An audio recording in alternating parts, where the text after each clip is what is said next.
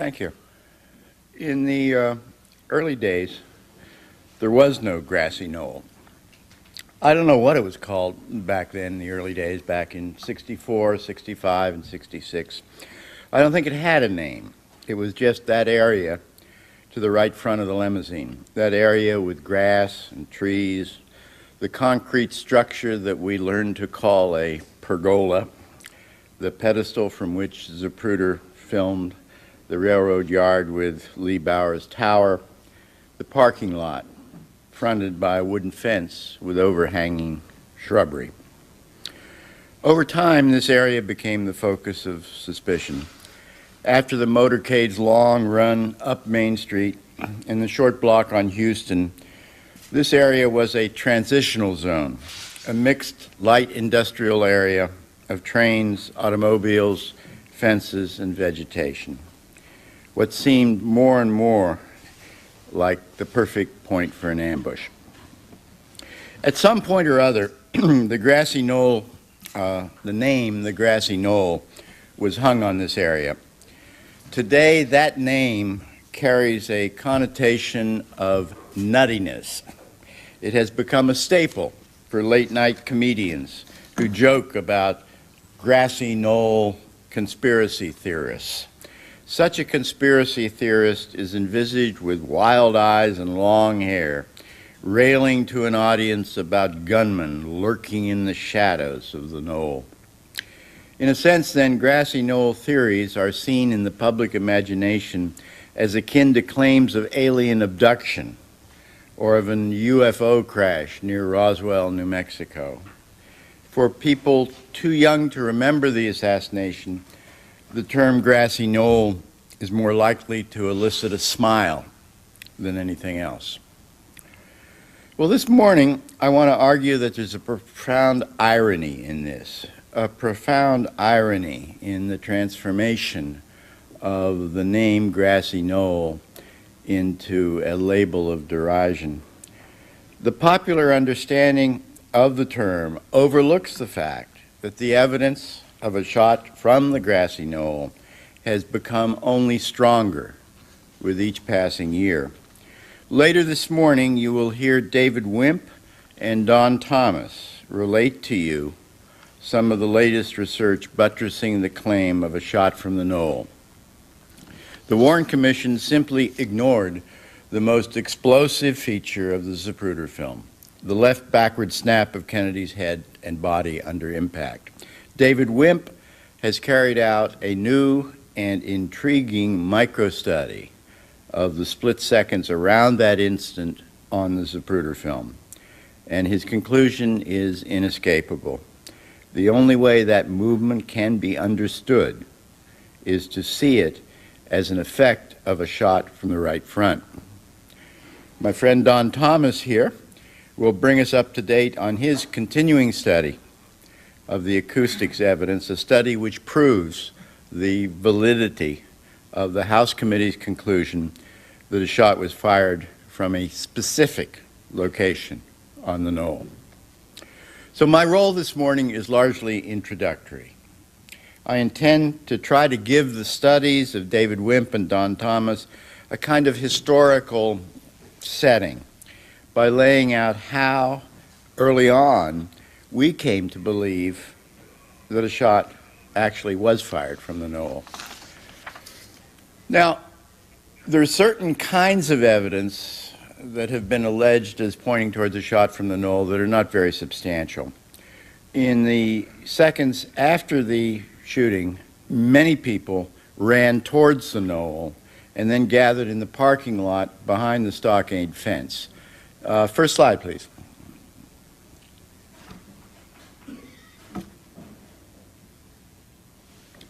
Well, there. You see Gene Hill running in that direction. This, you can see a stream of people. I can't do anything here. Okay, we got a problem with the main lights. Can somebody do something about it? How's that? How's that? Okay. Okay, you see the stream then of people across Elm Street and up into the Knoll area. Next slide, please. And that's taken within 8 or 10 minutes afterwards, showing the parking lot, railroad tower in the background. Now, it's very unclear what, if any, probative significance this has. In the confusion of a shooting, if somebody begins running in one direction, a lot of other people will follow. Also, it's been alleged that ear witness testimony suggests a shot from the knoll. Obviously, some people clearly believe they heard a shot coming from the direction of the knoll. However, once again, if you look at experiments performed by the House Select Committee, it's quite clear that judging sound direction in Dealey Plaza is fraught with difficulty. There are so many echo-reflecting surfaces of buildings in Dealey Plaza that any judgment concerning sound direction is necessarily unreliable. Now, that applies to human perceptions of the direction of the shots. The dispersion of impact debris is something else. That is the dispersion of impact debris from the headshot at 313. This is a physical effect and does not depend upon a witness's perception. Bobby Hargis and Billy Martin, next slide. This is the Alkins film. We're riding the two cycles that are obvious to the left rear of the motorcycle. If you take the time to review what they told the Warren Commission, it's quite striking now. It's not just that Hargis was hit with some brain debris on his helmet and windshield. Both officers were covered in blood and brain debris. Their motorcycles, from their fenders up over the windshields, their helmets and their uniforms. It's quite striking, the amount of material that went in their direction. Next slide. Hargis, of course, is well known. There is Hargis having just gotten off his cycle. Hargis later told the Warren Commission that he was hit such a blow with this impact debris that he immediately figured that the shot came from the opposite direction, to wit, the right front, to wit, the grassy knoll. So he, almost instinctively, drops his cycle and starts running up into the knoll area. And in later photographs, we can see him in that area. Next slide, please. Also, in certain frames from the Nix and the Zapruder films, we can see what appear to be, you see the white mass that seems to be moving rearward across the trunk. We can see what appears to be a mass of blood and brain debris moving backward off the trunk. And yesterday, Randy Robertson showed you what he believes, and certainly there's much evidence for, an actual fragment, the Kinney fragment, actually bouncing off the back of the limousine, or towards the back of the limousine. So it is indeed controversial exactly where particular fragments were found. But there seems no doubt that the Weitzman fragment was found to the left rear of the limousine. The actual location of other fragments is somewhat controversial. Now, all of this impact debris does not pinpoint a specific location on the knoll. Obviously, it simply indicates, to some degree, of a shot fired from that general direction. However, independent evidence from a whole variety of sources is not all over the place in the knoll. This is what's important. A lot of evidence, soft evidence, that is witness testimony, physical evidence found there, etc., points to a single location. And that's what I think is incredibly important. Other locations have been floated by various critics at various times, of course. At one point, David Lifton proposed a shooter in a tree on the knoll, and other critics endorsed a drain hole near the curb of Elm Street. Gary Mack and Jack White thought they saw in the Mormon photo a figure in a Dallas police uniform firing a weapon. But none of these other locations has stood up over the years. What is quite remarkable is the convergence of independent evidence around a single location on the knoll as the most likely location for a shooter. That location is on the stockade fence approximately 15 feet southwest of the corner of the fence. Next slide, please. Now, this is a view from Lee Bower's railroad tower, which overlooked the parking lot. This is a view towards, then, the stockade fence with overlying vegetation in that area. In the minutes prior to the assassination, Bowers saw a car circling the parking lot and noticed two men standing against the stockade fence in approximately this location. Now, Bowers used a strange term. He said that at the time of the shooting, where these two men were standing, he noticed what he called a commotion.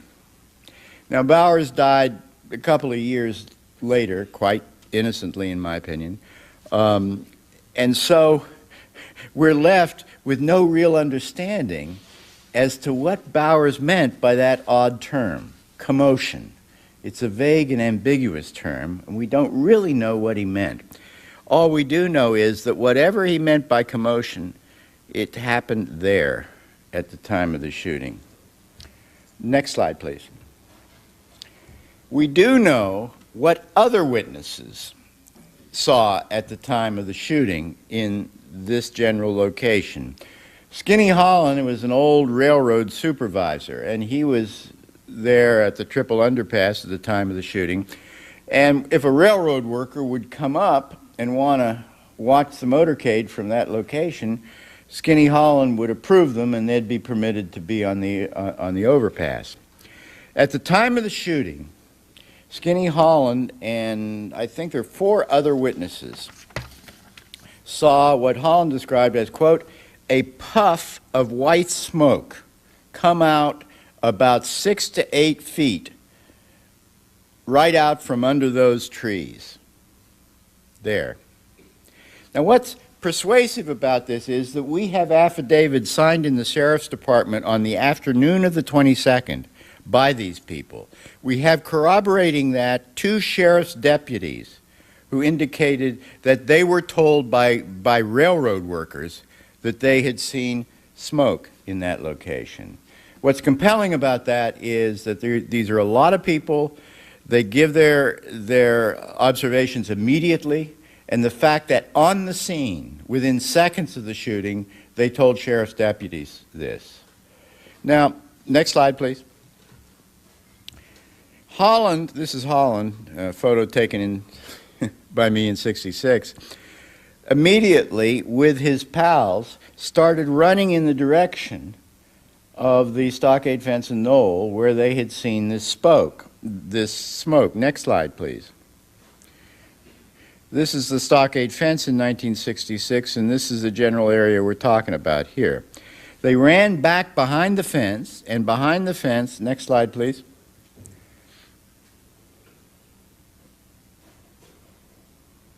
This is Holland standing behind the fence at that location. Next slide, please.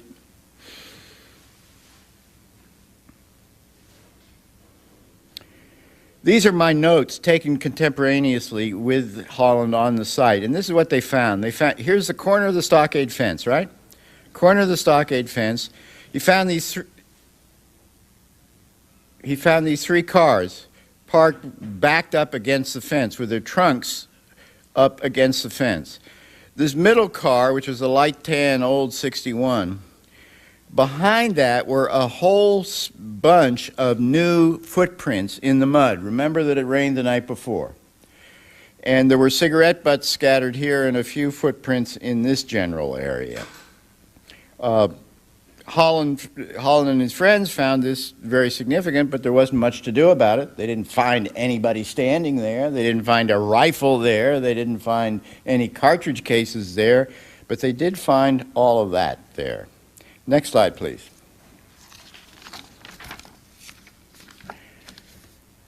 This, of course, is the famous Mormon photograph. Here's President Kennedy. This is coincident with Zapruder frame 315. That is 2/18, 1/9 of a second after impact. Here is the stockade fence. Here's the corner of the stockade fence. Zapruder's pedestal is over in approximately this location. Got it? Now, if we look about 15 feet down from the corner, down to about this location in the Mormon film, we'll see something which I think is very interesting. Next slide, please.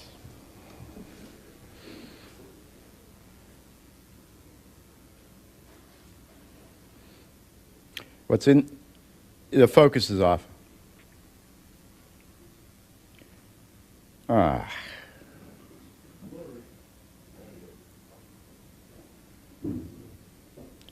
See what happens to us Luddites who use carousel projectors?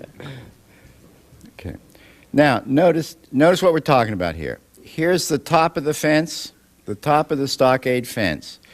This shape here, I call an anomalous shape.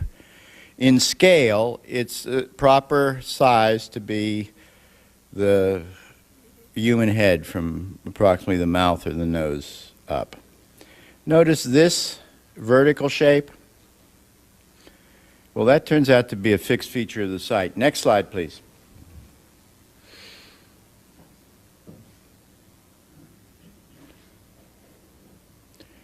Okay. Now, this is a comparison photo. Is that as focused as well as we can get it? Great. Okay, thank you. This is a comparison photo that I took standing in Mormon's position in '66. It shows that this particular vertical form is, in fact, a fixed feature of the site.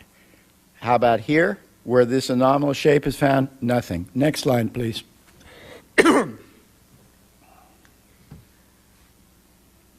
Next. Jesus Christ. The vertical form in the background is the railroad tower in the background. That is, in fact, a fixed feature of the site. Next slide. Hey, can I ask, why can't we just do it from the... Can you move closer? Can't you move closer to the...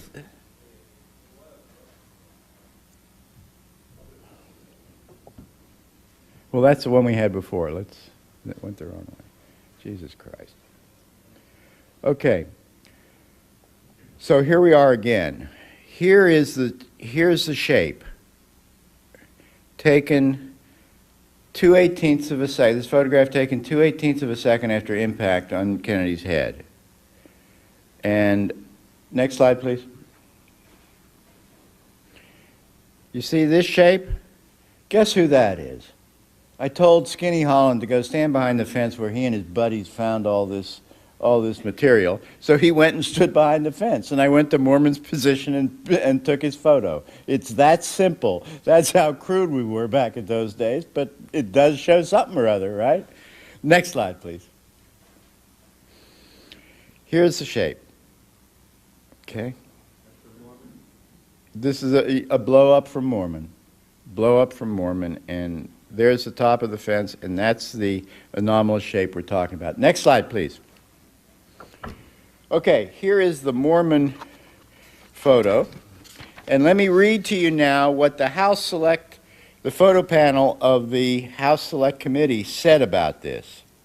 Quote, "The panel did not carry out any enhancement work on the Mormon photo in the area of the stockade fence because this area was judged to be of even lesser quality than the retaining wall area, which had yielded negative results. The decision, however, was made long before the committee's acoustics analysis was finished, although it is extremely unlikely that further enhancement of any kind would be successful. This particular photograph should be re-examined in light of the findings of the acoustics analysis." Now, I don't want to steal Don Thomas's thunder here, But let me tell you what's behind that comment. Here's the corner of the fence, right? When the House committee reenacted the assassination by firing a rifle from the sixth floor window and by firing a rifle and a pistol from the knoll area, they picked a particular spot to use to fire from the knoll area. That's right there, right? Right there. Now, they then gathered a lot of test data. When they compared the test data to the shot, the purported shot from the knoll that was studied, that is, the sound impulse that was found on the DPD tape, they found that they had to change marginally the position of the sound reception source, the motorcycle. The motorcycle was not exactly at where a microphone had been. So they had to determine that the sound reception source was about 4 feet from a microphone. But now you're asking, well, what about the sound giving source, right? To wit, the firing point. They determined that the firing point was not there, but there. That seems to me to be an extraordinarily powerful indication that this convergence of, quote, soft evidence, that is, what Bowers sees, what Holland and his friends see, plus what's evident in the Mormon photograph, is once again right on, spot on, corroborated by an obscure sound impulse which was studied 10 years after all, independently, 10 years after all of this was discovered. In short, then, there's a remarkable convergence of evidence concerning not just a shot from the knoll from some shadowy corner, but the exact location of a shot from the knoll. The evidence doesn't lead to various locations and to various battles over which location is correct. Rather, it leads to one single unambiguous location. However, perhaps the most intriguing evidence of a shot from the right front is found in the Zapruder film. And I'm not going to show it to you, thankfully.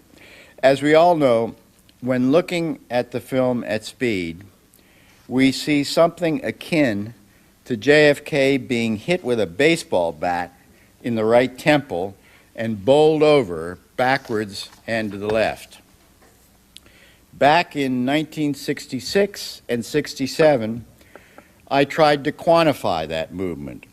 Like Ray Marcus before me, I found that what one sees at speed in the film is not one movement, but in fact, two movements. That before JFK is bowled over backwards and to the left, his head moves forward. And just yesterday, you saw that Dr. Levy had performed similar measurements on the film and had come to exactly the same conclusion. Next slide, please. Now, what we did, I did exactly the same thing that Dr. Levy did. Here are two fixed points, A and B, on the limousine. I simply measured the distance between point C, which is the back of Kennedy's head, and these 2 points over time. Next slide, please. And what I came up with is this. If you measure from the back seat, you get this graph. If you measure from the handhold, you get this almost identical graph. And notice what you have. You have the head moving forward between 312 and 313, and then moving backwards. The body bounces off the seat and then starts moving forward again. Okay? I mean, this isn't rocket science, but it is something. At least we thought it was something. Next slide. That yields two, then, accelerations, one forward and one backwards. Okay. That's what I believed for some 35 years, 40 years. The upshot of all these measurements, then, is the contention that Kennedy was hit in the head by 2 bullets, one from the rear and one from the right front, and that both these shots hit their target in less than 1/9 of a second, right?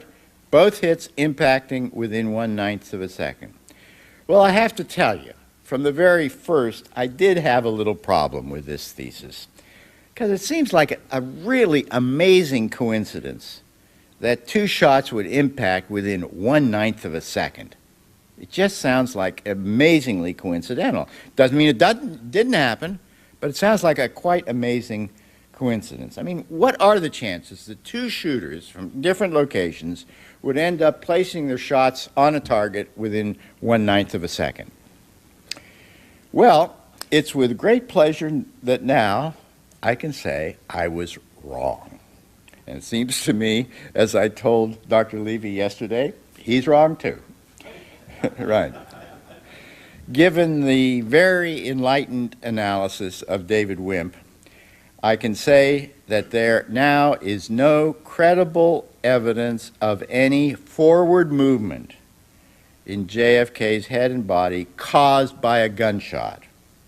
The double headshot between 312 and 314, I think, can now be assigned to the ash heap of discredited theories. What remains is overwhelming evidence of a shot from the right front impacting on JFK between 312 and 313. This modification in our knowledge makes it much more likely, in my opinion, that a shot was fired from the location described along the stockade fence at the point indicated. 40 years after the event, scientific evidence is making clear what we could only guess at 35 years ago. The tipping point in this case, I believe, has always been the ability to show from the evidence that shots came from more than one direction. The fact that a shot was fired from the grassy knoll and hit JFK in the head is no longer a mere theory.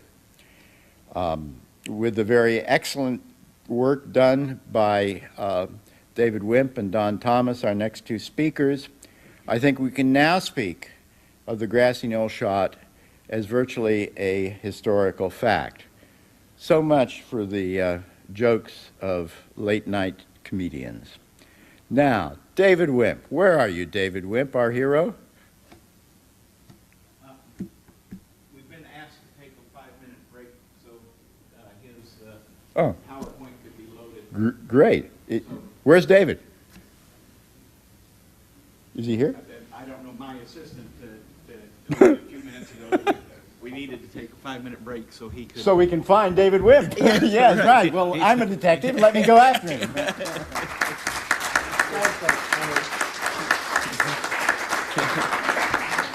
While you're searching for David Wimp, I'll make a couple of announcements just for people who may be viewing who don't know. This conference is sponsored by the Assassination Archives and Research Center, co-sponsored by the Cyril Wecht Institute of Law and Forensic Science at Duquesne University and the Committee for an Open Archives. The AARC is a small nonprofit organization located here in D.C., dedicated to obtaining, preserving, and disseminating information on political assassinations. We have a website, aarclibrary.org, which has the 26 volumes of the Warren Commission on it. You can order our sets of CDs, which contain many important documents on the Kennedy assassination. In recent years, we have been obtaining and putting onto CD-ROMs a variety of records, including the Church Committee hearings. Recently, we published a CD-ROM which contains about 12,000 pages of deposition transcripts from the church committee that have not been made public. We have the the transcripts of the Clay Shaw conspiracy trial in New Orleans and the grand jury trial transcript. And most importantly, we have a set of 8 CD-ROMs called the Russ Holmes Work Papers or Work File. That's $50,000 of 50,000 pages of CIA records that were made available under the JFK Act. They are records that were compiled by a CIA officer, Russ Holmes, pertaining to the Kennedy assassination. Because they were processed under the JFK Act and not under the Freedom of Information Act, they provide an unprecedented glimpse into the CIA. Those of you who have obtained documents under the FOIA from the CIA are familiar with the problem that many documents are extensively deleted and may be incomprehensible as a result. These records processed under the JFK Act have almost nothing deleted. CIA stations, CIA cryptonyms, CIA officers, the content of the documents are all revealed. They are a fabulous source of information about an agency that has long been shrouded in secrecy.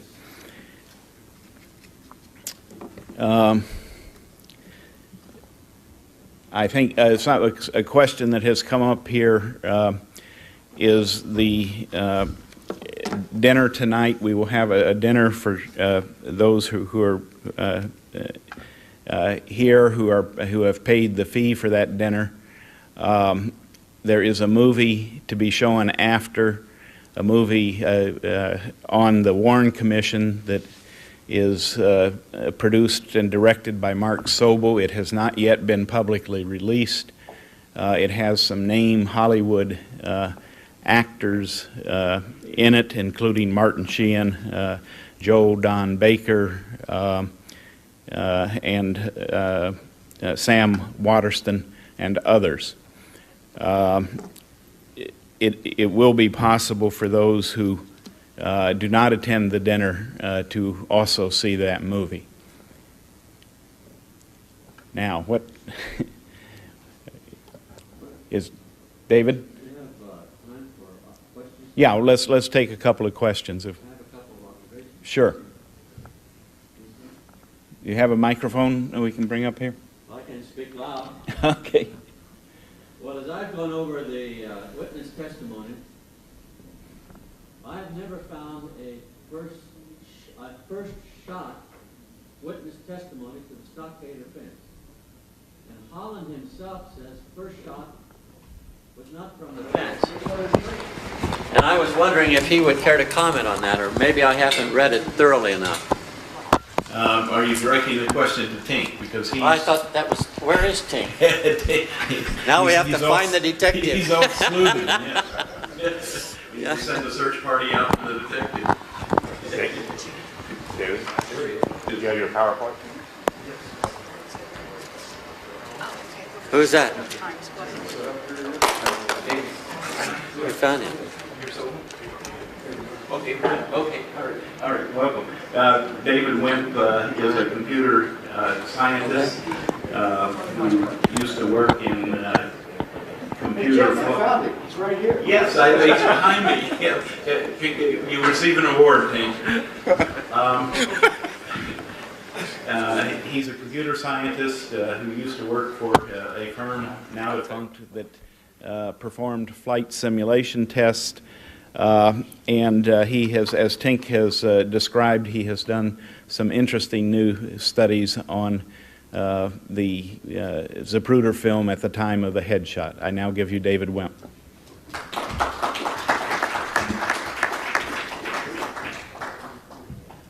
Going to take just a moment to get set up here.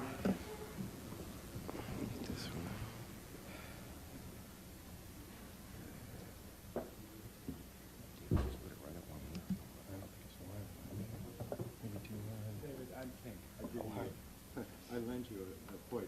Okay. Put it there.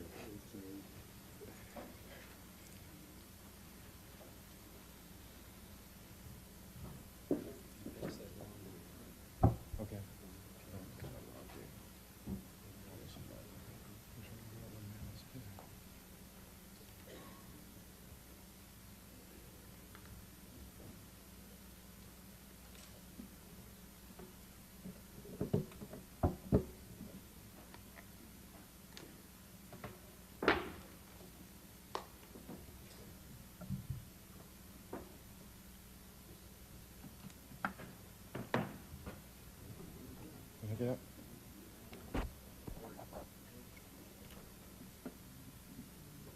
It's all right. What's that?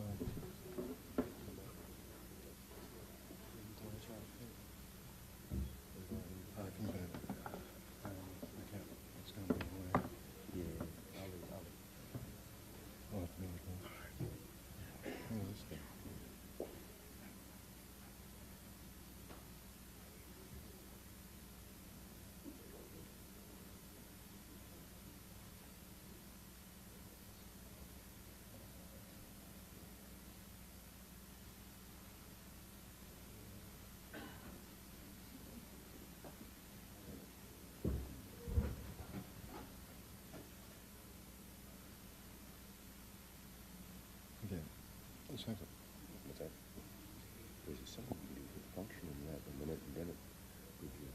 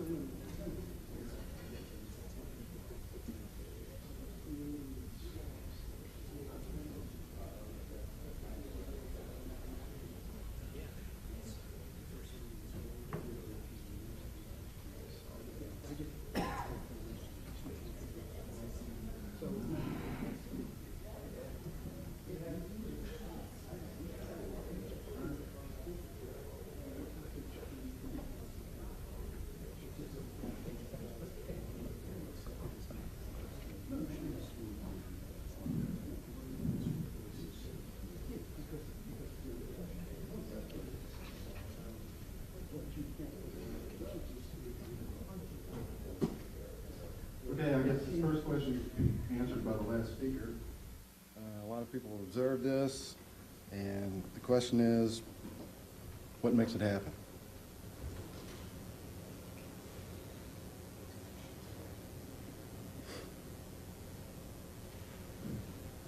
See, animations aren't working.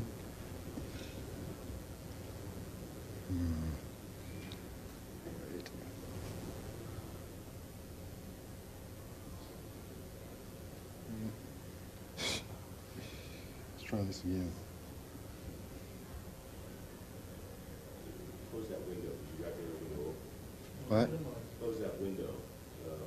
Well, I'm not. Got a bunch of windows open. I don't know that I'm running this as I should. See, I'm doing this. This is all I know to do. I don't know how to. It's not showing animations. Oh, now it is. Okay. So I've aligned the frames here from 310 to 317, and I believe you can make out that it appears his head goes forward right before it goes back. The way I've aligned this, I've aligned that bright spot on the roll bar that's most in front of JFK's head, the front of it, as you're looking at it, or on the right. I've just sort of centered it vertically. That's not important, and for what we're doing, and it makes it easier to watch. I don't see where that is. What's that? You've aligned it with the roll bar. No, with the, see that, the second spot from the bottom, the second bright spot. You have your pointer? Oh, just directly, huh? Okay, there we go. Right there.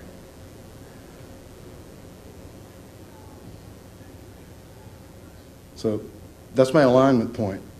And what that does is it eliminates parallax, at least for the points directly behind it, which is pretty close to JFK.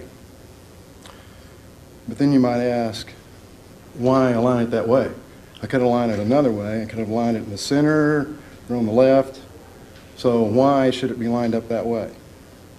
And it makes a big difference, too, in what you get as the measurement of his forward motion. Okay. We've got a phenomenon in the human visual system called mock banding. And as you see something that looks like an edge right there. But there really isn't one. This is the intensity graph here. It actually ramps up. You can sort of tell that. And this depends a lot on the display, the characteristics of the display, what it actually looks like. But when you get this, the intensity over here, it's down, it's dark. And when you get a ramp up like that, which you get in blurring, up to the broader spot, you tend to see that as an edge. It's kind of fuzzy, but this is happening behind JFK's head in the Zapruder film. And that's what everybody missed. Okay, here's some that show up a little better. You can see like this one. This is really, this white blurred across that black, more as that would happen on film. And you see an edge there. And there really isn't one. It's a ramp, it's just a ramp up. I'm not clear. What are we seeing? At the top is what? Oh, this is what you started with. Yeah, I guess there's no explanation. I'm simulating blurring, motion blurring here, where the image is moving during the exposure. So we're saying the blurring is this way, that the camera would actually be moving the opposite way, but that the image is moving this way during the exposure of the film. And so you should see just some kind of ramp up because, see, I'm just moving this across during the exposure. I'm moving this line over to here. So this part over here is all white during the exposure, and then starting here, you get a little bit of black, mostly white, a little bit of black. Oh, I'm not using the mic, huh? A little black, and then more and more black until you get across. But this is not the sharp edge that it looks like. That's the point. It's a phenomenon called mock banding, where when you have those kind of ramps, the visual system tends to see it as a sharp edge.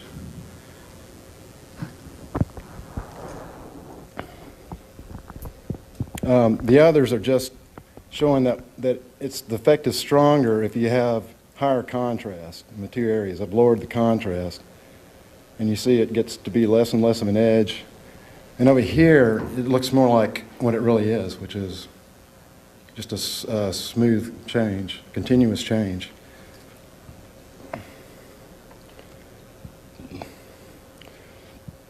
And so this is how mock banding can fool you if you're measuring in this Zapruder film. Here I've just taken, this is supposed to be a bright area on the film, dark, bright, and now we've simulated the blurring in that direction. During exposure, the film's moving that way, or the images across the film. And this is idealized, but we're saying that we get that mock band here. This is the transition region, but we get a mock band there. And so that's your result. And as you can see, if you're seeing the bands there, you're getting the actual distance was less than you're measuring.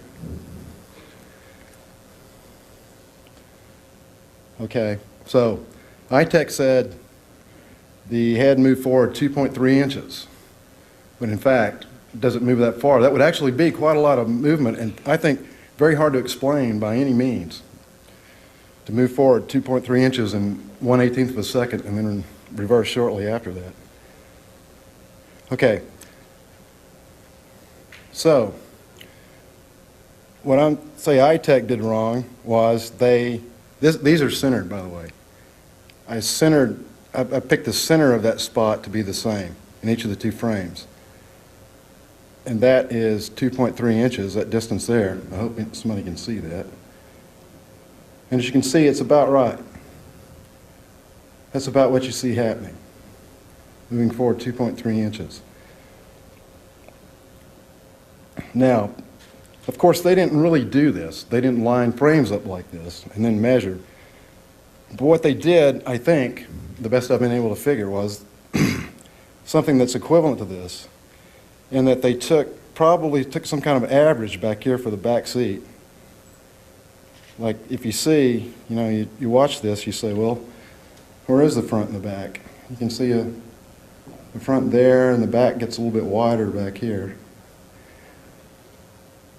So if you averaged on one end, but not on the other, because you don't see any reason to average behind his head. It looks like the edge just goes right up to his head.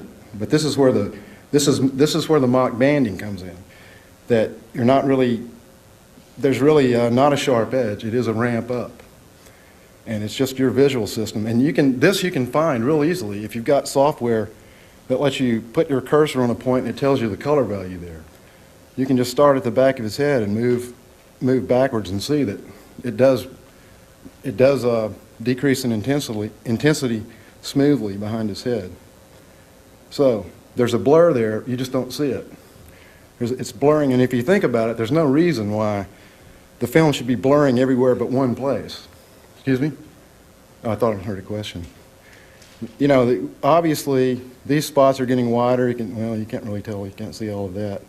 But if you look around, things are getting wider. The bright areas are getting wider. So it's happening back there too.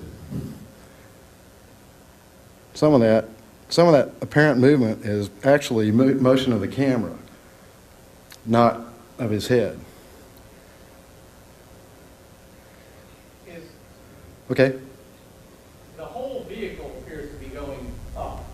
Oh, well, Is that also because of movement of the camera? yes. There's just no way. See, the truth is, you think about, well, what's the position of something in this film, in this frame? If it's blurred, there really isn't one, because everything is moving during the exposure, so there's really a range. There's a starting position and ending position. And so it does appear to be going up. The back of it is going up, relative to the front. But if you look at that driver's Well, it will a little bit. If you look at that driver's side in comparison to that little grass mound above it, you'll find out that actually the car is not going up. Well, the slope of this curve changes as the camera moves. And the camera moves quite a bit between these two frames, relatively speaking. But if you, well, that's just the way pictures work. If you pan the camera across that No, but if you curve. If you just look at the line at the bottom of the vehicle, there's no question that the angle. Oh yeah, but the camera, see that's showing, That's the camera. that's right. Oh, I'm sorry, I see what you're saying. That's Yes, what I'm saying. oh, I'm sorry. Yes, you can see the camera motion from watching what happened to the frame here. But that contributes to the look that he's going forward. I think. Well, you can't really see, there's not up there to see that it's moving horizontally too. As a matter of fact, some of the slope changes. There's a little bit of rotation change, but yes. Is Conway's head also moving forward and is it doing so for the same reason? Well, I will be getting to that very issue, yes. And if you see, yeah, well, if you notice, if I had a way to get back without starting over, you could see that everybody's head appears to be moving forward now more than it did in the other alignment. And of course, the frame's been slid farther forward for 313 because I was aligning it at the right edge before and now they're centered. So yes, the whole frame is slid over in this alignment a bit. But yeah, everybody's head goes forward. Excuse me? But doesn't John Kennedy's head move in front of Jackie's face? Yes. Oh yes, there's something right there that we can't really identify. A lot of spray, and that's definitely over his head. But yes, his head does move relative to hers, and that is something you can do, is measure the relative motions. And Both that- of the men's heads move relative to the women. Yes, they do. And if you really want to pick the guy that's the best bellwether, it's Kellerman here, but you can't really see it until the next frame. The back of his head's pretty murky. So this would be the same as if you took an average of, say, the spot. You weren't measuring a single point, you were measuring the front and back and taking an average, which would be equivalent to doing the same with another reference like the back seat. So that way you would get something like 2.3 inches of forward motion. And I believe that's how they got it. Excuse me? I just got a simple question. Okay. I mean, it's there would be, his head is moving 2.3 inches. Nobody else's head is moving 2 In fact, Well, I think you can conclude that Connolly, Lady Bird, Nellie, Connolly's wife, Nellie Connolly, is not moving. Is not moving at all. If you look, if you compare it to any fixed structure on the car, it's Connolly's head that might be. Sorry, Connolly's head is not moving. It's Nellie Connolly whose head is moving back, and you can look at any fixed structure on the car, and you can see that. So the only head that's moving forward is Kennedy. Well, I got some frames coming up here that will show, and you got to also notice these people aren't all sitting the same, and they aren't all braced the same. So that might be one reason, if the motion is something other than getting shot, why they aren't all moving the same. Well, all right. And I just aligned it by the left. Looks like that one's not going to run. Well, anyway, if you align it on the left edges, he moves even more. That was all I was going to show. Okay. Now here I've aligned the right edge instead of the center. Looks like Jackie's moving backwards. Well, Look at her. you've got, the problem is that in a blurred frame like this, you can't line it up to see everything. Well, you can still see Yeah. that hat that she wore, it's moving backwards. Well, look at the forward edge. Now look at the cap right there, freeze it. Right. Yeah, this edge Can you moves freeze the forward. frame? No, I can't. If you freeze it, when you freeze it, you're gonna see her head, the pillbox hat she has on, and then when you take the explosion, she goes backward. Well, no, the back edge does. See, I've got it on the front edge. Backward. Look, the front edge doesn't move. Oh, no, I can see her. The back edge does. It appears to move because his head's moving. No, it appears to move because of the blurring. See, look, the back edge here is moving too. The back edge of that bright Look at spot. the inside handle, the inside handle. If you freeze it, you see the silver inside handle, just looking at it. Now watch where it moves. It goes backwards. The back of her head does. No, the handle, the handle. The handle? Watch it. Yeah, look, everything does. It's blurring. Everything's getting wider, so if you line one edge, the other edge can't be aligned. How the hell can they be going forward, she going backwards? Well, she isn't going backwards. If you measure from the right edges of things, she doesn't go backwards. Excuse me. Yes. It also looks to me as if Jackie's right hand might be on his back, and I can see her elbow move, and it almost looks as if Well- she might be pushing him forward. Well, her elbow is actually moving, and if you watch the sequence, you can see that her arm is moving during this time, although I think she may collide with him just after this. I'm pretty sure she hasn't yet. Do we know You can the see, other side where you her can see hand in the is? Nix film, you can see, pretty well see in the Nix film that it hasn't touched him yet, but it may right after that.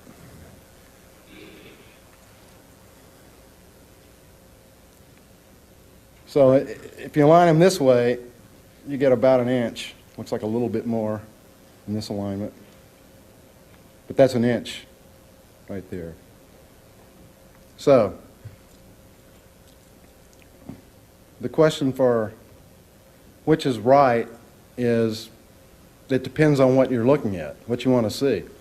And the trick is that if you're looking at something that has, say, bright on the left and dark on the right, as that edge behind his head did, then you need to measure from something that has the same characteristics. It's got the light and dark parts on the same sides. If you don't, you get camera motion included in your measurement. You want the blurring all to be going the same, basically you want the blurring to be all going the same way. And for the parts that you're trying to measure. Okay. Actually now, we have a chance, two films to measure the limo motion in. And the Zapruder film would probably be better, except that there's gaps in it. And you can't, there's parts where there's absolutely no background references, and so you just get segments of motion. You have gaps in your measurements. But in the Nix film, at least you get a measurement in every frame, but then the camera's a lot farther off. The camera's a couple hundred feet from the car, so the resolution isn't very good. But nevertheless, I proceeded to do it anyway. And first, of course, got to determine Nix's location. And then the way I did it, I pointed the camera, I transformed the frame so the camera is pointed in the same direction in every frame.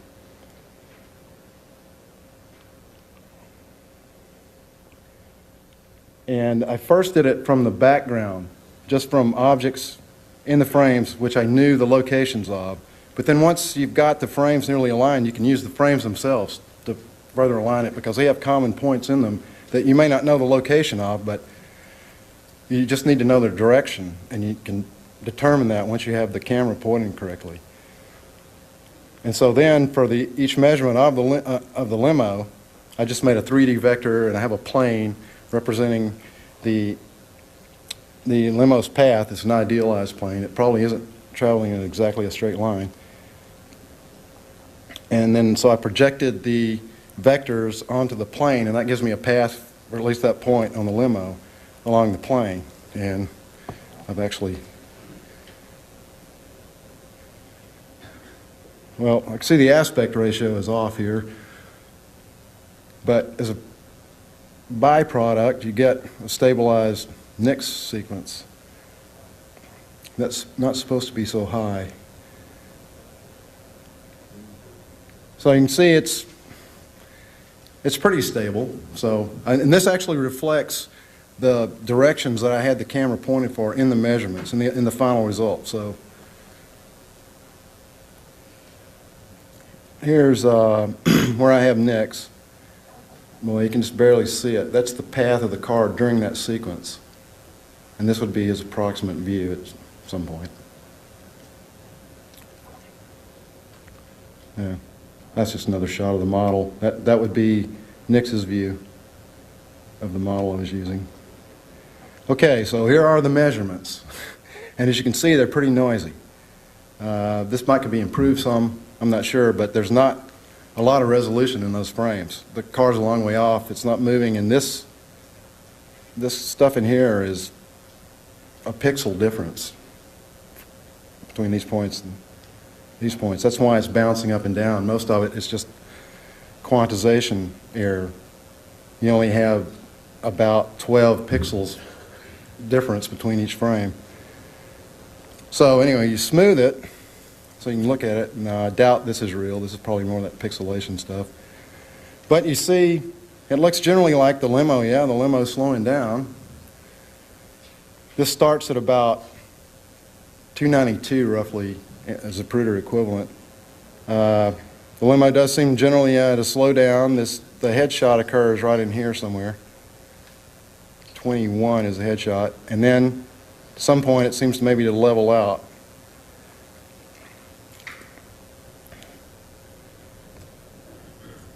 Okay, so you can't do a whole lot with this data, so I just took segments of it that I had some reason to believe were fairly constant and fit them with just quadratic polynomials, which most of you have heard of. About the simplest fit you can get other than just a line. And then I put them together. I actually did 3 different fits. Fit 1 through 20, this would be up nearly to the headshot, and it's showing a constant deceleration here, but that's just because that's all a quadratic can do. You know, this is the best it can show you. This would be the velocity. And it has it coming in at like about 9.6 miles per hour, and then it slowed down to, at least in this fit, a little below 8 miles an hour at the time of the headshot. And then I took the range, this range would be about 7 frames after the headshot. And the scale isn't the same. That might have looked steeper than the last line, but it's about the same. I'll put them together here in a minute. So it shows it decelerating even more after the headshot. And then this would be approximately Zapruder 320 through 331. And now the limo's accelerating. But it's not accelerating very fast. And this slope here is about 0.035 Gs. And the reason I find this very interesting is I got a very similar result in the Zapruder film. And a limo coasting without any throttle or brake or any resistance or friction, would coast down the hill at 0.055 Gs. So that's something like you would expect, at least I would expect, that limo to be coasting, just with no gas, no brake. He's just coasting down the hill. And it's been suggested that the limo slowed down because the driver let off the gas. And my own experience with automatics, if you're on a 3-degree slope and you're going 12 miles an hour, I've tried this with a few cars, and you give it no brake and no throttle, you're going to gradually accelerate. You know, an automatic is not going to abruptly slow down, at least in drive, if you let off the gas under those conditions. So I believe that at this point, in this stretch here, the limo is in fact just coasting, and that it must have been braking that slowed the limo down. Okay, well, here I put the three segments together, and somehow they matched up here, but not quite here, but that's just the uncertainty of the data. But generally we get a downslope, a decreasing velocity up into somewhere in this range. This scale is seconds now. But somewhere it reverses and starts accelerating again.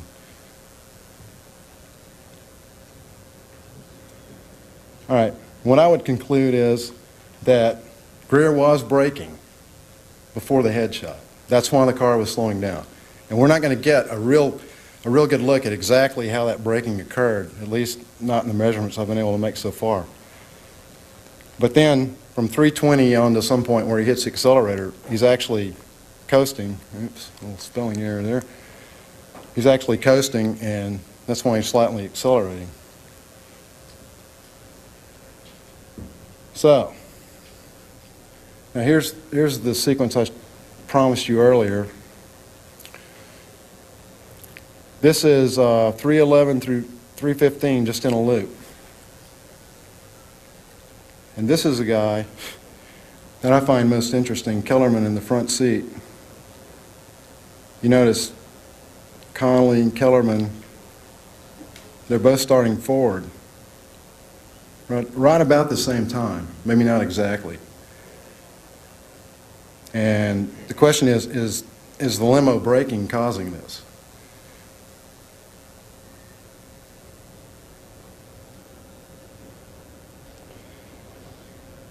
I think probably so, but you know, they're not all moving. If you look real closely, you can't pick up their forward movement at the same time. But you have to remember that the effect of limo braking, the force that actually acts on you is wherever you're in contact with a limo. And the force has to be transmitted through your body up to your head, because it's actually acting. If you're sitting down, it's acting on your posterior. It's like somebody grabs you by the seat and is pulling you back. So there may be more lag time, depending on how tense the back is, perhaps other factors. Connolly is actually lying sideways, and he's more or less rolling forward.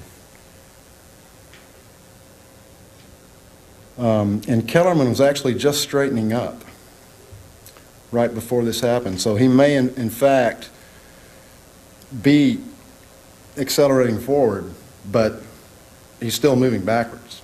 You know, he doesn't just instantly reverse direction. He just starts, his backward motion starts to slow down. There's not enough here to see that. As a matter of fact, let's see if I can get back and, oops, guess not.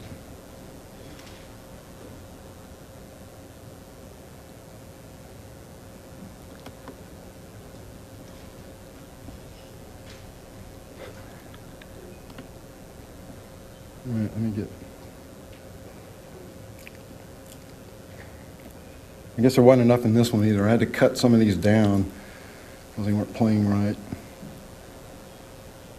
I guess I didn't get 308. If you go back a couple of more frames, you can see that Kellerman was actually leaned forward just before this, and it just straightened out, just about gotten vertical again. And then went forward after that? Yes. He was actually leaned way forward. His head was probably in there somewhere. I'm not sure if he was leaned over to talk on the microphone.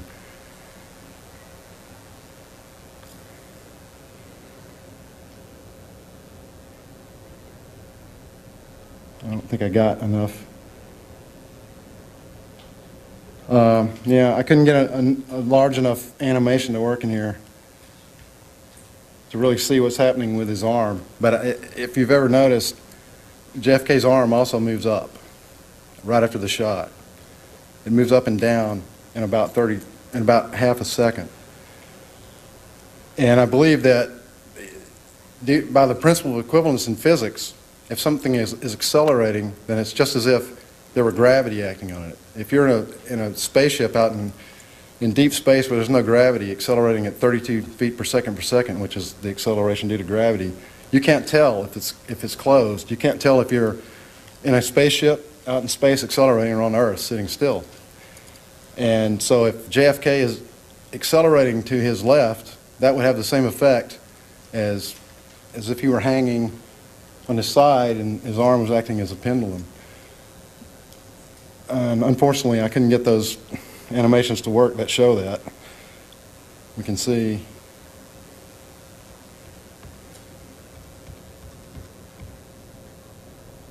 You can just see it starting up.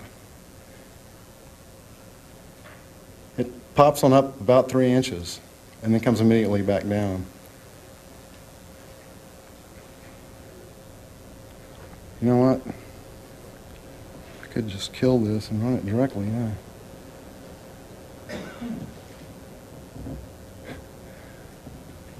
Right, animation shot.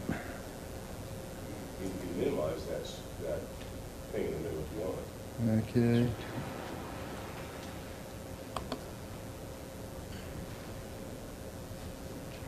It's not gonna be easy.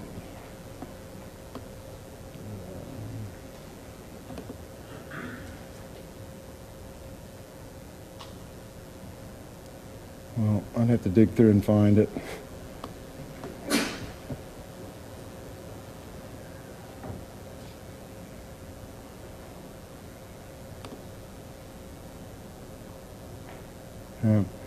I don't think I can find it up here. So, are there any questions? Yes? When I worked for the House Assassinations Committee, we sent a lot of this stuff to JPL, Jet Propulsion Laboratory in California, and they had a really terrific image deblurring program. I was wondering whether 313, subjected to an image deblurring program, might give you better frames of reference. You know, the problem with deblurring is you have to assume something about the blurring to actually run it. And one of the real big problems in 313 is there's two motions. JFK's moving and the limo's moving. And they combine vectorially, and there's not any real way to, there's enough there to deblur the limo. That's what I meant. Yeah. If you deblur the stabilized image of the limo, would it not give you a better frame of reference to where the president is in reality? Well, yeah, except you can do the same thing by aligning the blurs. But see, by doing that, you will have aligned the blurs one way or another. So, and the problem with his head is there's two blurrings there, so it's not going to give you back anything. I mean, there's going to be artifacts there in his head because his head was moving independently of the car, and you're deblurring it as if it were just moving like the car. So that's not going to really come out right. Yes? The mix analysis that you did for the velocity of the car obviously is not very precise, but it shows a relatively constant rate of deceleration. And well, this forward motion is in one particular spot, and I'm wondering how you... Well, the analysis I did could only show a constant acceleration if it was a quadratic. That's all it can show. And I'm... spot though, I guess. It's just there's not enough resolution, I don't think. Okay. You can resolve a short pulse of braking, which is what it would have to be. Yeah. Would you restate what you say that we are seeing there? What are we seeing? I believe that Greer was on the brake and that either he clipped it at the end. And the question is, why would he brake as well? Would he be intentionally braking there, or was it all an accident? And I suspect it might have been an accident. He might have been, in fact, going for the accelerator. But I think that there was a some sort of pulse of braking there. It wasn't even, it wasn't even braking. Maybe he went for the accelerator right at the end and just clipped the edge of it, gave it a little pulse. I've done that myself. Like that guy in Santa Monica, the Randall Brady people, hit the wrong pedal. David, would you summarize, basically, in terms of Zapruder film, what you find? In other words, starting at 308 or whatever it is, you see all these people actually moving forward in the limousine? Only starting right about the headshot. They're not moving. Well, Kellerman. Kennedy moving forward? No, I don't see any motion that I can absolutely verify for JFK prior to the headshot. But there could be some. Yes. Mr. Wimp, on that, does Greer break before the headshot, after the headshot, or simultaneously with the headshot? Because we have his testimony, both at the Warrant Commission and the House Select Committee, that he turns all the way around, looks at the president, the headshot, then he accelerated. But prior to that, somewhere between 11.1, 11.3 miles per hour, all the major investigations said the speed was consistent with that until after the headshot, the third shot, and then he accelerates. Are you suggesting? Oh, no, it definitely slows down. I think that almost anybody who's measured has found that it slowed down from 12 miles an hour before the headshot. I think Alvarez had it slowing down somewhere like 298 to 310. But actually, if you do the math for what he called for, that's a pretty sharp braking. That's almost 0.4 Gs. You should see people flying forward. Prior to the headshot simultaneously, or? Oh, no, he is braking before the headshot. He slows down. The limo slows down well before the headshot. He turns around and looks in the back. But what I'm postulating is that there's an extra pulse of braking in there right about the headshot. This is light braking, by the way.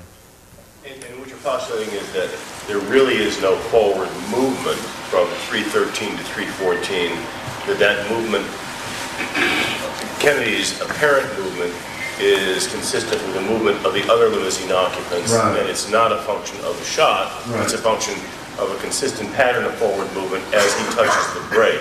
Right. Would that be a way of restating? Exactly. And there's one thing I did fail to mention, that you can't really say when this motion occurs. At 312, there's no headshot, and he hasn't moved forward, and then at 313, he's been shot and he's moved forward. And so you can't really resolve those two events, which came first. So, it's possible he did move forward before he was shot. But everybody else has also moved forward in that frame as well, right? Well, you really don't pick them up moving in that frame. It's the next frame Connolly you do. See, is that little twist of his head there? Is that from braking? It looks like Keller is too. No, if you break it down real slowly, you really see him moving from 314 on, but he was moving back before, and back of his head gets back against that window frame, and it's really hard to tell what's happening. So he may well be, and he may well be not really moving forward. He's just not moving back as fast as he would have been. Question. Yeah. I missed the connection between the mock band phenomena and your talk. What was the point of that? Well, the measurement of 2.3 inches. Well, first of all, if you measure with your eyeballs, you're pretty well depending on mock banding. Why don't you mention the white mock band then? Rather, why do you only concentrate on the dark mock band? Which, of course, is in favor of your thesis to the front where the plane illusion is. But theoretically, there's a white mock band as well. Well, and in natural images, you don't get mock bands. What you get are real edges. And particularly at this spatial frequency, because their receptive fields are much smaller.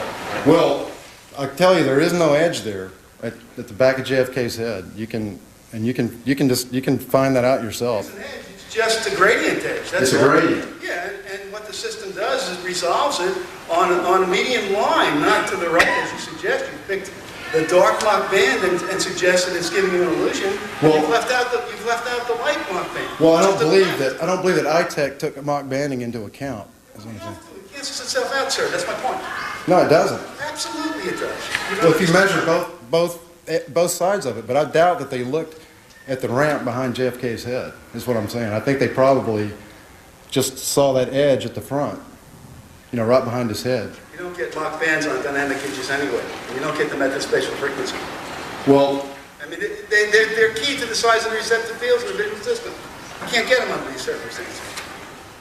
well, maybe it's not really mock banding, but there is an illusion of an edge there where there's really a ramp.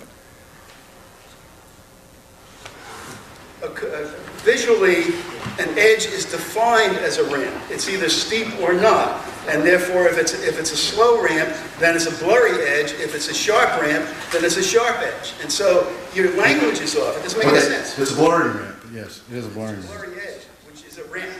Right. Okay, well, whether or not it has to do with mock banding, I believe the problem is that they did some kind of averaging on one end and not on the other. At least you get the same results. Yeah. David, do you think it's possible that JFK may be reacting to the braking more than perhaps anyone else in the car other than Kellerman because of the back brace? Do you think that could be an issue in understanding the movements here? I hadn't thought about that, but yeah, if his back was more rigid, it could be, yeah. I suppose. I don't know. I don't think through the physics of that. Excuse me? Okay, I'm sorry. All right, sounds like I'm out of time. So this gets passed on. Thank you.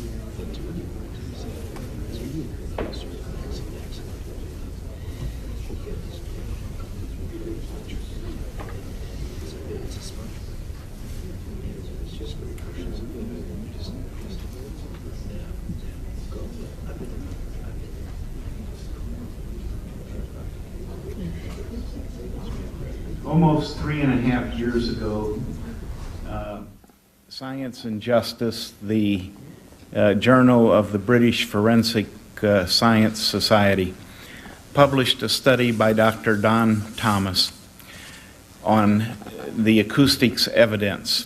Dr. Thomas reviewed the work of the two panels of the House Select Committee that were the basis for the House Committee's stunning repudiation of the Warren Report and its finding that there was a high degree of probability that Kennedy had been murdered by a conspiracy. At the end of its work, the House Select Committee turned that lead on the acoustics evidence over the Department of Justice, which farmed it out to the National Academy of Sciences. A panel headed by Dr. Norman Ramsey of Harvard University then issued a report dismissing the work of the House panels. 3.5 years ago, Dr. Thomas issued his report finding fault with both of the prior reports, but substantiating the claim of the House Select Committee that there was a fourth shot from the grassy knoll, with even higher degree of probability than that the committee had assigned to it. Despite this stunning revelation, to my knowledge, neither the Department of Justice nor Congress has taken an interest in this. Perhaps we can someday force them to do so. Dr. Thomas will now explain the basis for his conclusions.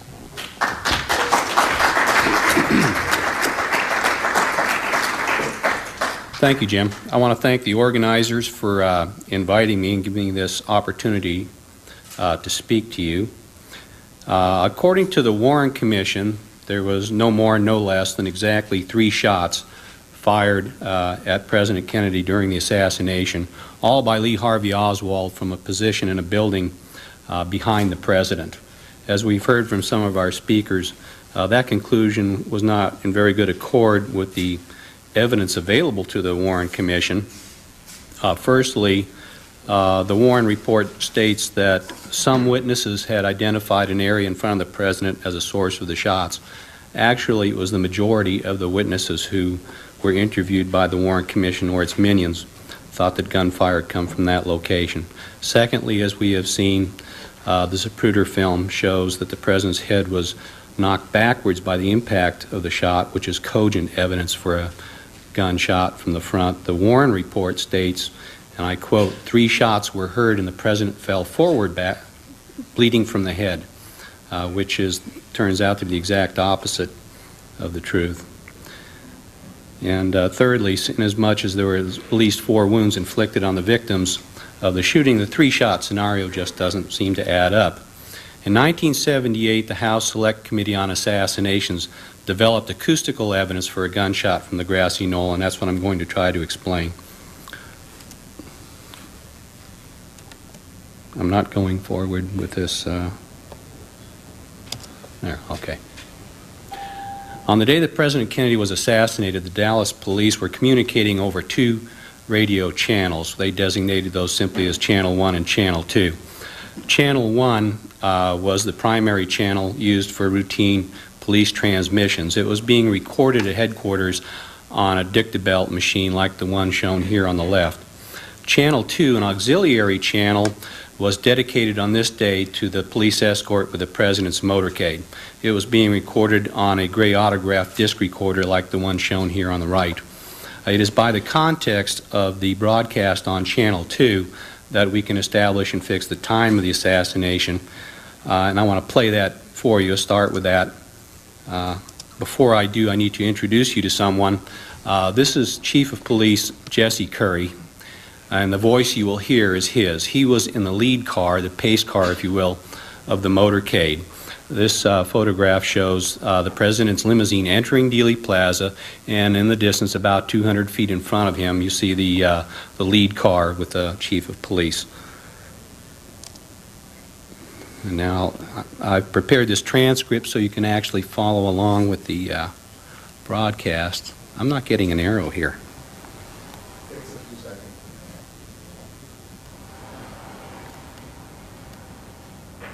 Oop. There we go. So I'm a little spastic here, so how do you Rex? What, enter? I am.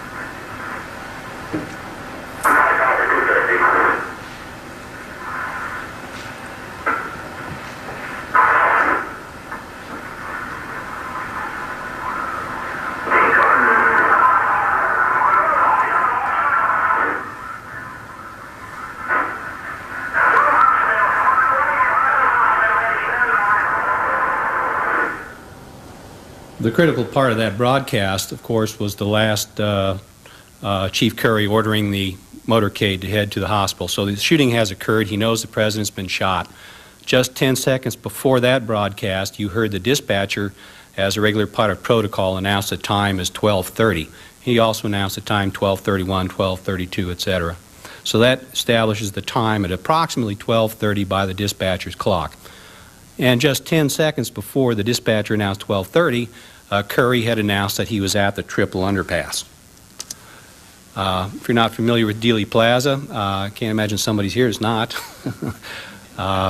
The triple underpass is that railroad bridge to the left and the three roads that go underneath it. This is the pointer. If Curry is here at the triple underpass, then President Kennedy, about 200 feet behind him, is in the midsection of Elm Street, and that's exactly where the shooting occurred.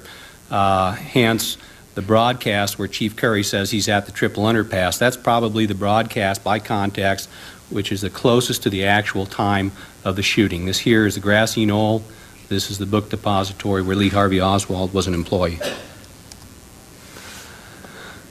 At a most unusual event over on Channel 1, and a fortuitous event as it turns out, happened for 5.5 minutes beginning around 12:28 until around 12:34, again by the dispatcher's time notations. Somewhere in Dallas, a microphone on a police motorcycle becomes stuck open, and Channel 1 is dominated by the sound of that motorcycle motor.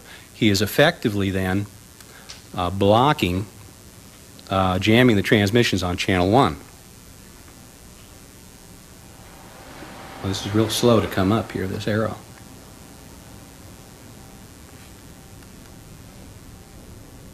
There you go.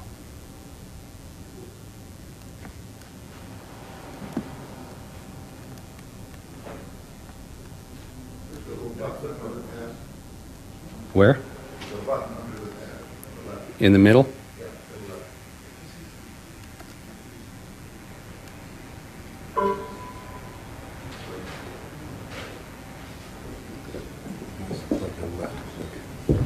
Yeah. Oh, that pad. No, I see this. Gotcha.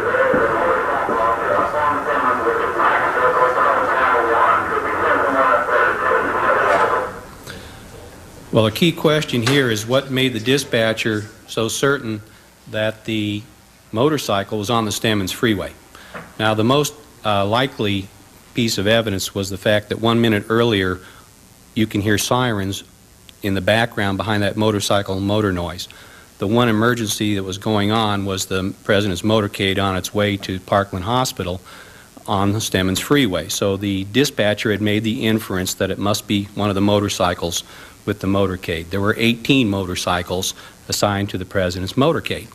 If so, then there's a chance that that motorcycle was in Dealey Plaza, and if so, it might have captured the sounds of the gunshots on its microphone and recorded it at headquarters. And if so, then we would have direct evidence relative to the problem of exactly how many shots were fired during the Kennedy assassination.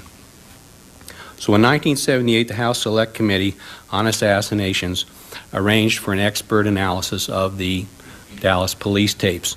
They chose a firm, actually, they went to the Acoustical Society of America, who recommended to them a firm of Bolt, Beranek, and Newman of Cambridge, Massachusetts. They had done the Kent State shooting tapes back in the mid-70s. In that case, National Guard soldiers had fired at some rowdy students. Later, the National Guard would claim that they were returning fire, that they had been fired at first. So BBN analyzed, there was a video and an audio tape. They analyzed the sounds, used triangulation to identify the origin of the sounds, the first 3 gunshot sounds, and found not only the soldiers that fired the first 3 shots, but were able to identify the precise 3 soldiers who had fired the shots. And subsequently, from the films, that the FBI were able to identify these individuals and interviewed them, and all 3 admitted that they had, in fact, discharged their weapons. So the same experts were asked to apply the same technology to the police tapes.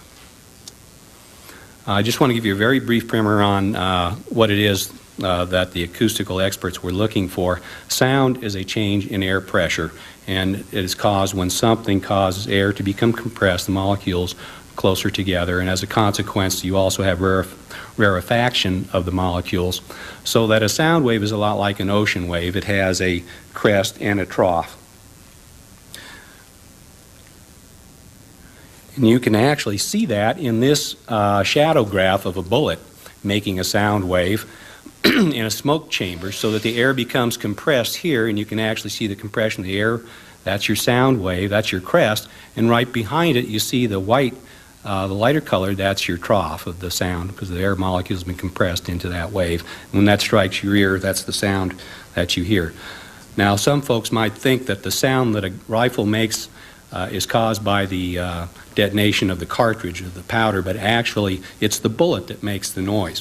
When the bullet travels from the chamber to the muzzle, it forces that column of air in the barrel to collide violently with the air in front of the muzzle, and that's what generates the sound. That's called a muzzle blast. Now, the characteristics of a gunshot, it doesn't have a characteristic frequency because it's a single impulse. The characteristics of a gunshot is that it's very, very loud, very, very brief. The problem with loudness is that it's a factor both of the intrinsic energy that goes into making the sound, but also the distance, which is to say that a gunshot's very loud if you're standing near the man with the gun, but if you're a half a mile away, then it's not very loud. Conversely, if I clap my hands right next to your ear, well, that's a sudden loud noise. And the problem then is, if you find a sudden loud noise on a recording, is that because it was an intrinsically loud noise, or is it simply something that happened to be close to the microphone?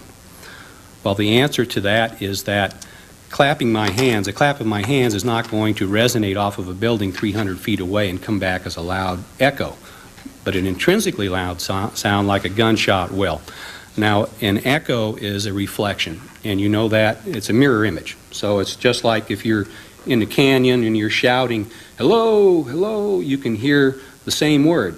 And not only the word can you make out, your voice can be distinguished from somebody else's voice because the timbre, everything is reflected. It's a mirror image. Well, just as that muzzle blast will be a large, narrow impulse, the echoes will also be large, narrow impulses. And so in an urban environment like downtown Dallas, where you've got these buildings, you should have a cluster or train of large, narrow impulses, and that's what a gunshot is expected to look like. So that is what, something like this, is what the experts were looking for, this being the original muzzle blast, and then there should be a train of echoes after it. That's what they're looking for on the police tape.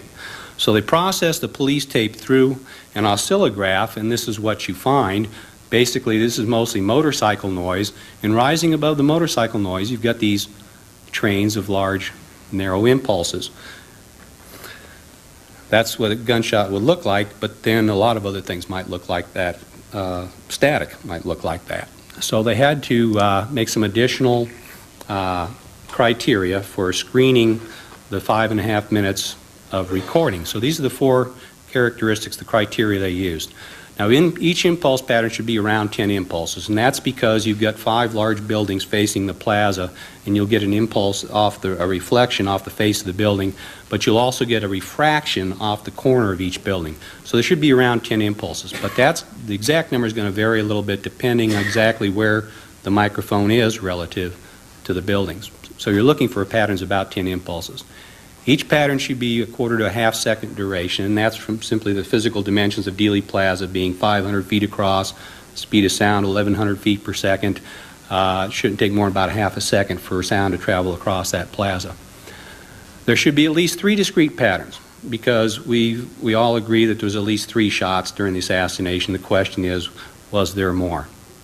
The total sequence of gunfire should be at least 4.5 seconds, but less than 15 seconds. The 15 seconds, the upper limit, comes from the filmed evidence that the president's limousine was only on Elm Street for about 15 seconds. The 4.5 seconds comes from the function of Lee Harvey Oswald's rifle. The U.S. Army Weapons Testing Branch established that the cycle time, that is, the time to fire it, reload, and fire again, was 2.25 seconds. So to get 3 shots, you need at least 4.5 seconds.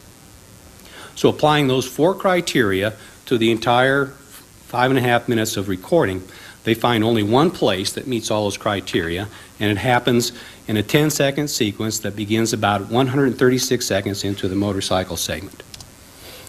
So the next step was to go to Dealey Plaza and actually fire test shots, record those test shots, so now we know exactly what a Dealey Plaza echo pattern looks like, and compare that to the sounds patterns that are on the police tape. The one on the bottom is the patterns that I'd shown you earlier from the police recording. The upper figure shows an oscillograph of the test shot fired from the grassy knoll. Now, to the untrained eye, you'd look at those and say they don't look anything alike. There's a reason for that. The upper recording is a high-fidelity recording. And as I explained, as sound travels over distance, it diminishes in amplitude. And so you will have echoes coming from further away will be smaller. The police tape, on the other hand, is not a high-fidelity recording at all. It had built into its circuitry something called automatic gain control, which was a sort of automatic volume control. It was necessary to enhance voice communications because here you've got 100 police officers or so, and they're all at different distances. They all have different signal strengths.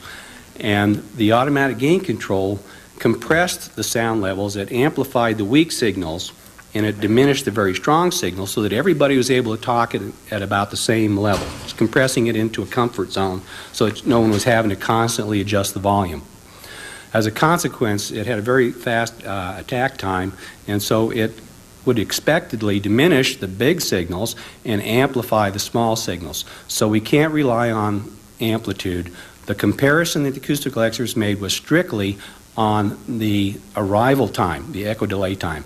And when they did that, they found they indeed matched to the test shots. Which brings us to the key question of how many shots did they find? The House Select Committee on Assassinations report states 4 shots. But that's not what the acoustical experts found. The acoustical experts found 5, which is to say that there are 5 sound patterns on the police tape which matched to test shots that were fired in Dealey Plaza. And the question is, why, if the acoustical experts found 5, why did the House Select Committee report only 4? Well, I spoke to, this is what they say in their report. It says that the entry in Table 2, and this is in reference to those sound patterns, their arrival time on the recording. It said that the rifle couldn't be fired that rapidly. There were 2 shots too close together, and therefore it must be a false alarm or false positive. And this is equivalent of saying if Lee Harvey Oswald didn't shoot it, it's not a shot.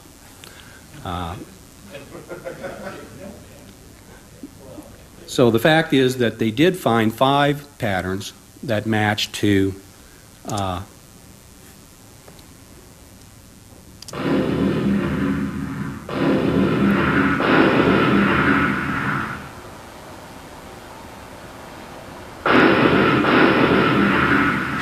that was tacky, I know. Oh, that wasn't the real recording? That is not the recording. Good point. That is not the recording. The sound on the recording itself sounds like Rice Krispies. It's just snap, crackle, pop. And if it sounded like that, you wouldn't need acoustical experts to tell you how many shots are on the recording. The point here is that the sequence, if the acoustical evidence is correct, that is the sequence that is on the tape. That's the spread of the shots. 3 close together, then about a 5-second gap or interval, and then 2 shots close together. So how do we know we didn't get just the false positives here, that these matches are not just spurious? Because of the controversial nature of that finding by the acoustical experts, the House Select Committee then went to a second laboratory, again recommended to them by the Acoustical Society of America. They went to the Computer Science Department at Queens College in New York. These folks were experts in sonar. In fact, they're the folks that write the computer programs for our submarines, which is this same principle that we're using here. Echolocation is a form of triangulation. If you know, the principle being, if you know 2 angles of your triangle and you know something about the distance, then you can solve for the 3rd point. And in this case, we know the distance comes from that echo delay time. Basically, this is applying that triangulation to Dealey Plaza.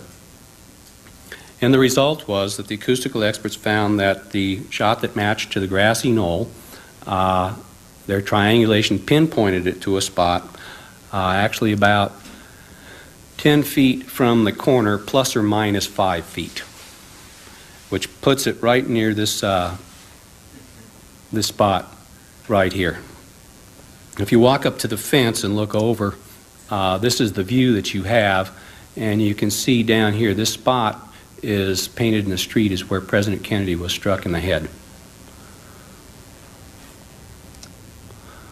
Now, if these, one way to test our hypothesis that that the match means that we've got the gunshots killed President Kennedy, I did a formal statistical analysis. This is what was published by Science and Justice of the odds that this could have happened by chance, that it's something that's not a gunshot, not an echo pattern of a gunshot. If it was anything else like static, there should be a likelihood that it would happen. As it turns out, the odds are about 100,000 to 1 against it having a random pattern match to the patterns as they did. Another way of looking at this to see if they're spurious, if we assume that there was a higher order of chance of that happening, and you got, as we did, 5 matches, then they should occur in random order. And what I'm talking about is because the acoustic experts didn't know exactly where the motorcycle was, they had to array microphones in the plaza along the street, along the route of the motorcade. So they put 36 microphones about 18 feet apart along the route. Now, if these sounds are not echo patterns of gunshots in Dealey Plaza and the match is spurious, then the likelihood of getting a match, say, at this microphone is the same as at this microphone, because it's got nothing to do with Dealey Plaza.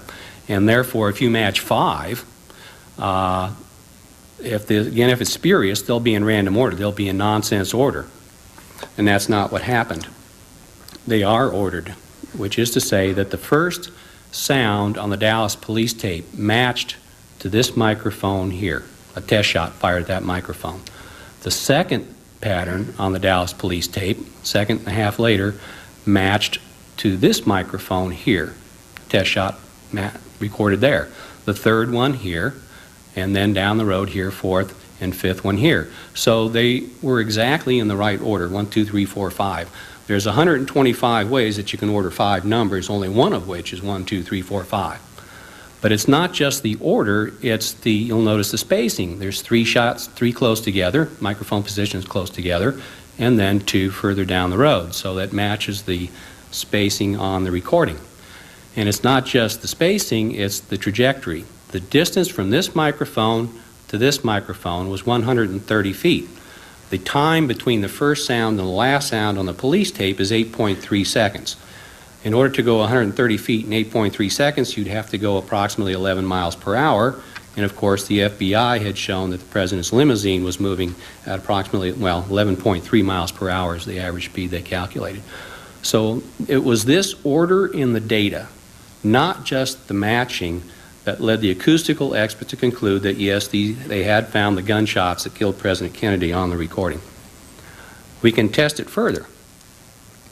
Now that we have identified where these acoustical positions are, we can test that by looking at the film evidence to see if indeed there was a motorcycle at the places predicted by the president's, by this evidence, the acoustical evidence.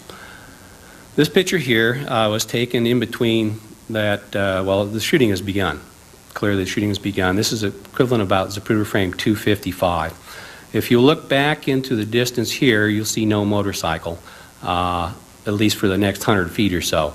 The acoustical evidence places a motorcycle about 150 feet behind the president's limousine. So if he's there, he should be back over in here just out of sight. The president was the second car. This is the third, the fourth, the fifth car. The motorcycle should be around the 7th car in the motorcade if he was there, according to the acoustical evidence. This next picture, taken about 8 seconds before that picture, we see that's that 5th car in the motorcade, 6, 7, 8, 9, 10. We find a man on a motorcycle here. This is an officer named McLean. And this picture was taken approximately 5 seconds before the first shot. So to get to the first acoustical position, which is round over in here, it's about 180 feet away. He's got to go between about 25 and 30 miles per hour. And if he does that, which is much faster than the motorcade, he will arrive at the right spot. And did he go faster than the motorcade? This picture was taken about 25 seconds after the shooting, and that's that same officer. There's McLean. This is to orient you. This is an officer named Corson. Here's Bobby Hargis, who had stopped his motorcycle, run up here, then remembered, yeah, you're supposed to go to the hospital, so he ran back to his motorcycle. And that helps you orient for this next picture. This was a picture taken from the 10th car in the motorcade. Here's McLean, here's Corson. This is about 3 or 4 seconds earlier. Here's Hargis started running towards his motorcycle.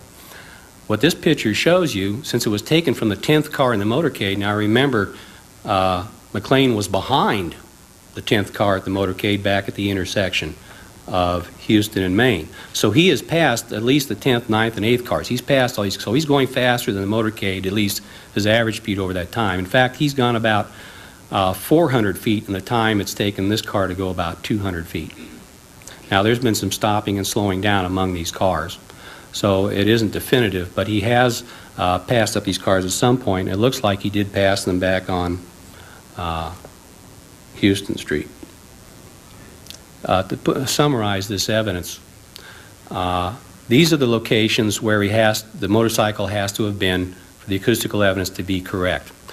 Gary Mack especially has searched the archives for photographic evidence, and we've not been able to find any definitive pictures that show the motorcycle here or not here. There's no pictures of these spots at precisely the right time. So what we've seen is that the motorcycle was here about 5 seconds before the shooting. He was here about 20 seconds after the shooting. We have a further constraint, and that is on the recording itself. You hear the motor humming along until about 2 seconds before the first shot. At that point, the motorcycle noise drops by 75%, which indicates that he's let off the accelerator. We think because he's anticipating making his turn at the corner.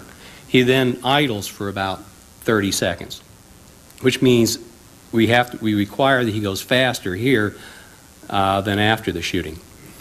So if we assume that he went 25 to 30 miles per hour here, slowed to about 15 miles per here, slowed idling now, slowing down to about 5 miles per hour here, which therefore meets the requirement that he's traveling about 11 miles per hour between those 2 points, and then continues to idle here at about 5 miles per hour, then he will be at just the right spots, which the filmed evidence shows he was at.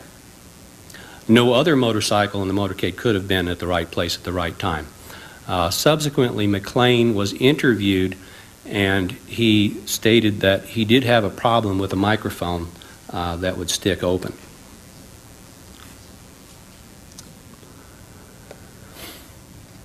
If the acoustical matches are not the gunshots, then there's no reason for them to occur at the time, exactly at the time of the assassination, in that 5.5 minutes. In other words, what we're saying is, remember we've got 2 separate recordings. On channel 1, we have the sounds, which the acoustical experts have identified as the gunshots. Over on channel 2, we have that broadcast by Chief Curry where he says he's at the triple underpass, which should be the broadcast closest to the time of the shooting. If these are the gunshots that killed President Kennedy, those should be simultaneous. So what we need is somewhere on the recording, we need a simulcast so that we can correlate those 2 events, see if they're synchronous or not. It turns out there's no less than 5 different simulcasts, broadcasts that are common to both channels. And so it ought to be easy to synchronize things, but as it turns out, as you see here, if it were true that you could rely on these to synchronize events, then each of these events should be separated by the same amount of time, and as you can see here, they're not. They're all different. The reason for that is because one of the reasons, there are several reasons, one of the reasons is that the recordings were sound actuated. In order to save time on the recordings, whenever there was dead air, they'd stop recording. So, and then when somebody would broadcast, it was sound actuated to start recording again. So it's not real time on the recordings. There's other problems that have to do with tape speed and with the fact that these are stylus and groove arrangements, and there was some skipping and repeating going along. The National Research Council used one recording and used that, claimed that was the synchronization, made very little effort to figure out why you have these discrepancies in the timing, and reached the conclusion that the two events were not synchronous. However, if we use a different time, let's go back and use the simulcast, which is actually the closest one to the time of the shots, which is when Fisher, Deputy Chief Fisher, says, "I'll check it." That happens just 2 seconds before Chief Curry said he was at the triple underpass. And now I will actually play for you the Channel 1 recording. As I said, the sounds that sound like gunshots are going to sound like just a static, snap, crackle, pop. But we can, what I use that broadcast by Chief Fisher where he says, "I'll check it," to actually find them on the recording. Here we go.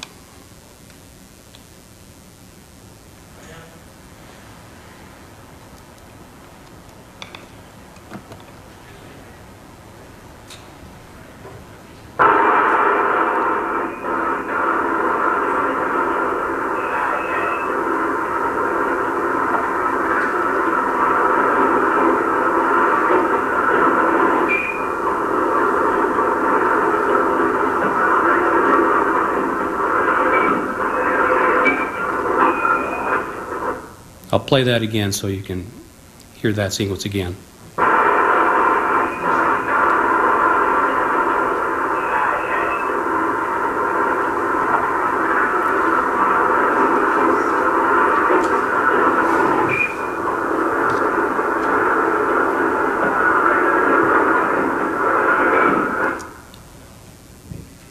So if you use that simulcast closest to the time of the shooting, so you have less effect of these other problems causing the time discrepancies, you get an exact synchronization between the time when these sounds were deposited on the recording and when President Kennedy was actually assassinated.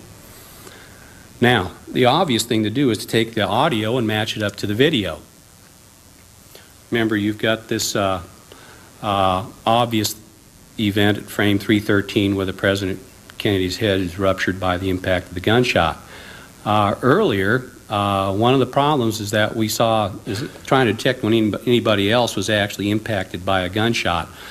Governor Connally obviously is in anguish between frames 230 and 240 of the Zapruder film. The Warren Commission hypothesized that this could have been a delayed reaction. The actual impact could have been at an earlier point. Some photogrammetric studies indicated, for example, at frame 227, 228, Connolly's hat flips up. And we know that the bullet struck Governor Connally in the wrist. It turns out at frame 224, 225, we see the flap of Governor Connolly's jacket, and the bullet went through the front of his jacket. So we think that that is the point that shows, since it's followed in the sequence by the hat flipping up and then Governor Connally obviously in anguish, that the point of impact was at 224, 225. And the time lapse, the time interval between frame 224 and 313 is exactly 4.8 seconds. And so we have exact correlation to our third shot here and our fourth shot here, which is the grassy knoll shot, the head shot. One more aspect of this that, for the details, you can look at this article. It came up during the House Select Committee's questioning of the acoustical experts. They asked Professor Weiss if he could identify the sound, from the sound of the shot, from the signature, what kind of rifle it was. And he answered yes, that he could, but he'd rather not go there. And they asked him why, and he said because it got into some issues that were non-acoustic, that he needed to know the path of the bullet, and if he knew the path of the bullet, he could calculate what kind of rifle it was, at least its muzzle velocity, and he'd rather not get into that. And of course the problem was, again, the legacy of the Warren Commission was that the House Select Committee decided that because the medical evidence, the Warren Commission had said that he was not shot in the head, there was no medical evidence for shot in the head from the front, that the shot from the front must have missed. Of course, what we've heard some yesterday and from the filmed evidence showing the head going backwards, and I just showed you that the correlation between the acoustical and video evidence, we would say that he was shot in the head, and therefore we do know the path of the bullet going from here to here, and from that we can calculate the muzzle velocity of the bullet. And what you use is the shock wave of the bullet itself, because that's also picked up in the Dallas police tape. 24 milliseconds before the putative muzzle blast, you have an impulse that looks like a shock wave, and from that you can extrapolate to calculate that velocity, and you calculate to a muzzle velocity of 2,450 feet per second, plus or minus about 90 feet per second. It turns out that if you look into a table, ballistics table, 3030 Winchester has that velocity. And that brings us back to the acoustical evidence. Because of this broadcast, it's also on the recording.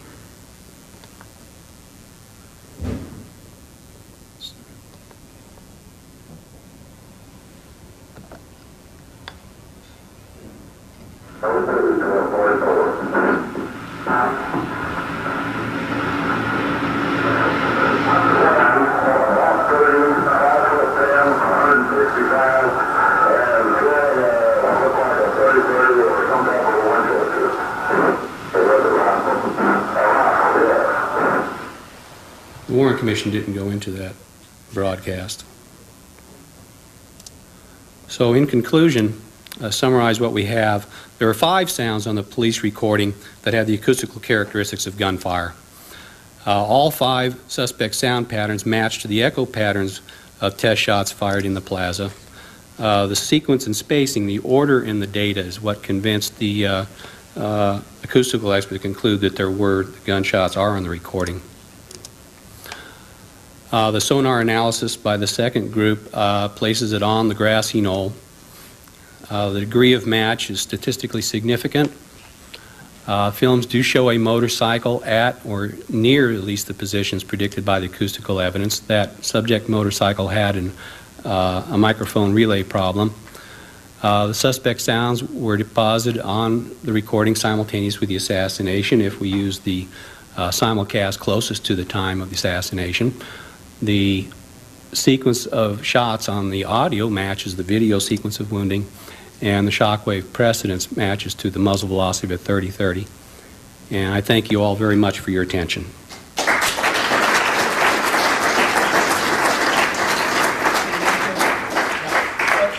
We can take about 10, 15 minutes of questions. Yeah, wasn't there a 6th shot also? I think I remember Ashkenazi, one of the professors between colleges, thought that the probability was not as high as the others. There is a 6th pattern. There's another pattern in there. Oh, sorry. The question was whether or not there was evidence for a 6th shot. There is another sound pattern which is about a second ahead of the very first pattern. Remember, one of the characteristics that we were looking for is that it should have around, gunshot should produce around 10 impulses.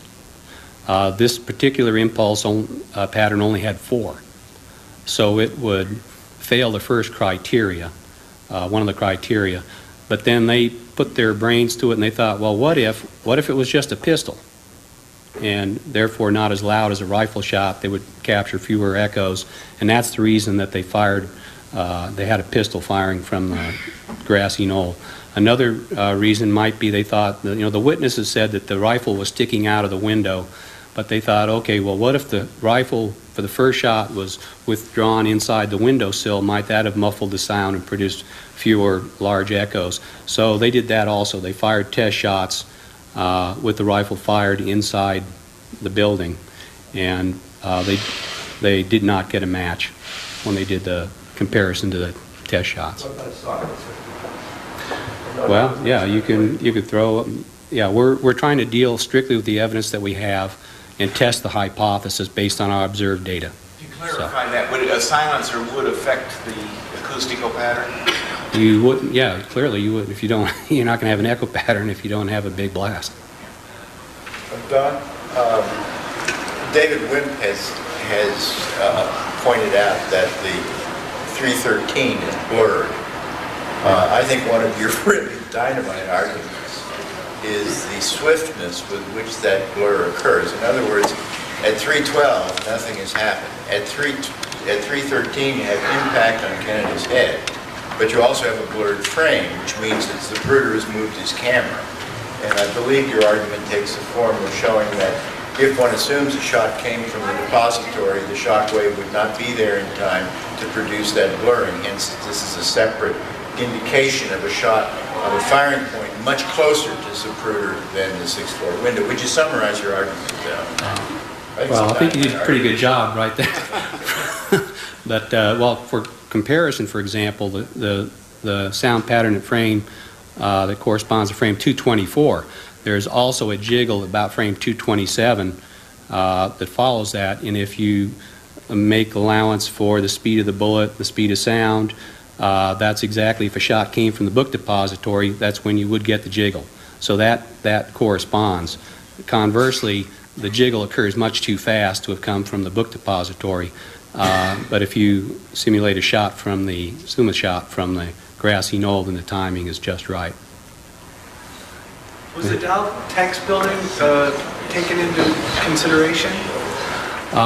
When they fired these test shots, they were, you remember, to do triangulation, you have to have two points in your triangle known. What they were looking for, the third point in the triangle, was really the motorcycle, the microphone. So they fired their test shots from the book depository because that's a known place, and then from the grassy knoll because known in respect that there was a lot of evidence for a shot from there. And that enabled them to triangulate onto the, to find the motorcycle. Once they found the motorcycle, then the second laboratory could go ahead and look for that shot from the grassy knoll. But as far as firing a test shot from these other places, no, they had not done that. They weren't looking for. Now, there's a fifth shot, so there seems to be a rogue shot in there, and the question is, where does that come from? Two observations, plus I wanted your comments. The first one, you mentioned that Officer McLean was subsequently re-interviewed and said he did have a motorcycle with a stuck-open mic. That's true, but the day after he testified, it was in the LA Times, when Blakey said there was a fourth shot, 95%. The Officer McLean says, I do have a motorcycle with a stuck open mic on occasion, but I didn't ride it that day. The guy on the Stemmons Freeway rode it that day. The other one is, who was that guy that testified? Was it Wise or Aronofsky? Okay, he said in effect that any of the four shots could also have been a false alarm. And it was, in other words, all these shots with all the acoustical stuff, the distance, the speed, and everything, any single one of them could have just as well been not only a shot, but it could have been a peck mark on a record. And he said it under questioning from Christopher Dodd, what's the chances of the four shot? In fact, what's the chance of any of the four shots being a false alarm or maybe a peck mark on a recording? And the answer was 1 in 5. So that's where Dodd came up with 80% times 95%, which equals 76%. So your comments on that, please. Yeah, I'll start out with McLean. What I'll say about McLean's testimony, and he said other things too, which the idea that there was a conspiracy in the Kennedy assassination is kind of anathema to the Dallas police law enforcement. And when he testified, he didn't know what they were getting at. After he found out that they were using him to support the idea of conspiracy, he started backtracking about a lot of things. As far as the false alarm that Ashkenazi brought up, yes, anything you can imagine that is random could produce sound pattern, and there's a finite possibility that that's what these are. It's false alarm. It could be just static, there could have been something wrong with the circuitry of the motorcycle so that you would generate a pattern, and any pattern that's random can mimic any other pattern, so there's a finite possibility. What he was getting at with that, when he was talking about 1 chance in 5, that he was talking about there is, remember, you got 36 shots, so you got 36 opportunities. So even if it's a long shot that any one would match, heck, you got 36 chances. Multiply that times 2 for the 2 different locations, and you have to factor that all in. That's why I went into a more formal statistical analysis to show that. Even if it were true that there was a high probability that you could get a match, it would be in random order. And that's that pattern I showed you, how they were in order in the street. So the topological order matched the chronological order. That wouldn't have happened. And that's also factored into the analysis. Let me say one more thing. There's one other thing that is hard to get around. The Academy of Sciences said the chances that a shot can sound the same as a peck mark is impossible. In other words, there's 66 peck marks on that tape. Any one of them you could study if you were told it was a shot, and you could come up with the distance, the speed, and everything else of the shot. And in the 20 seconds where the shots are most likely, there's 16 of those peck marks.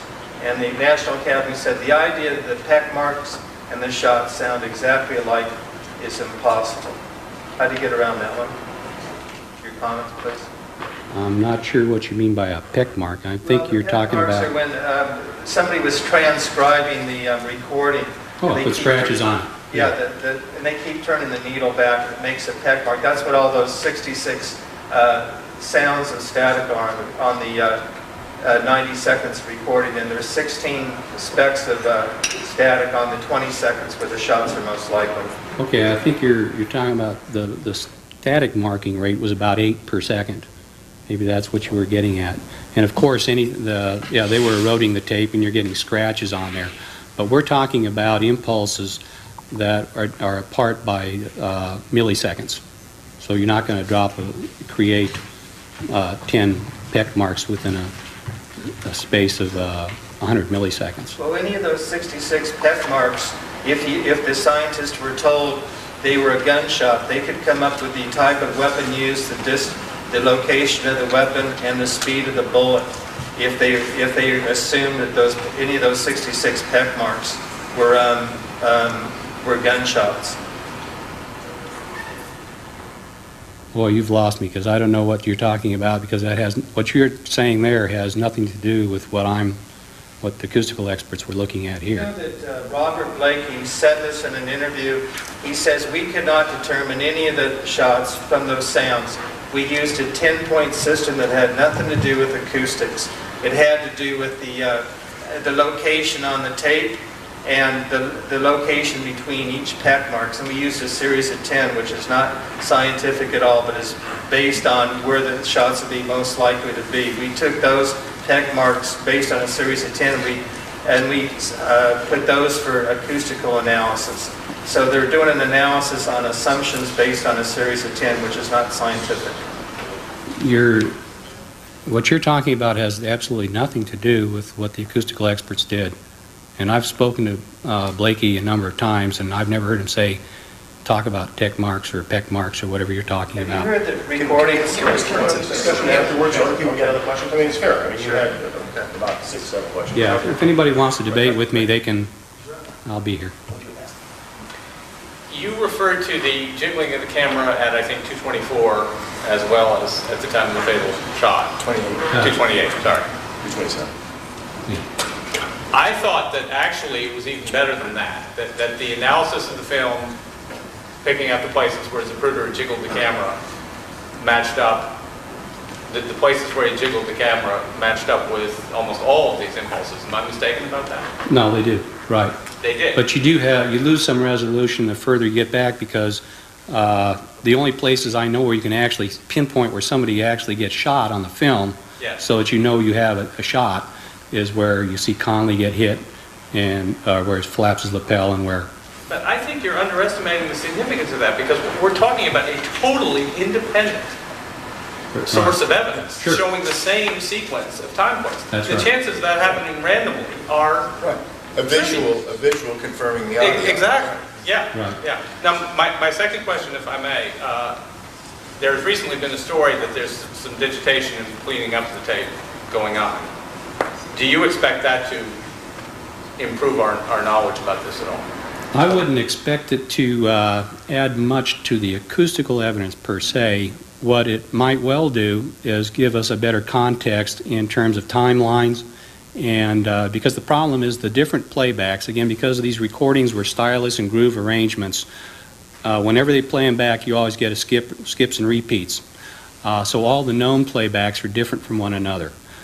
This gives us a chance to play back the whole thing without any of those skips and repeats. And so, I say, maybe you'll have a better record of the broadcast and a better timeline.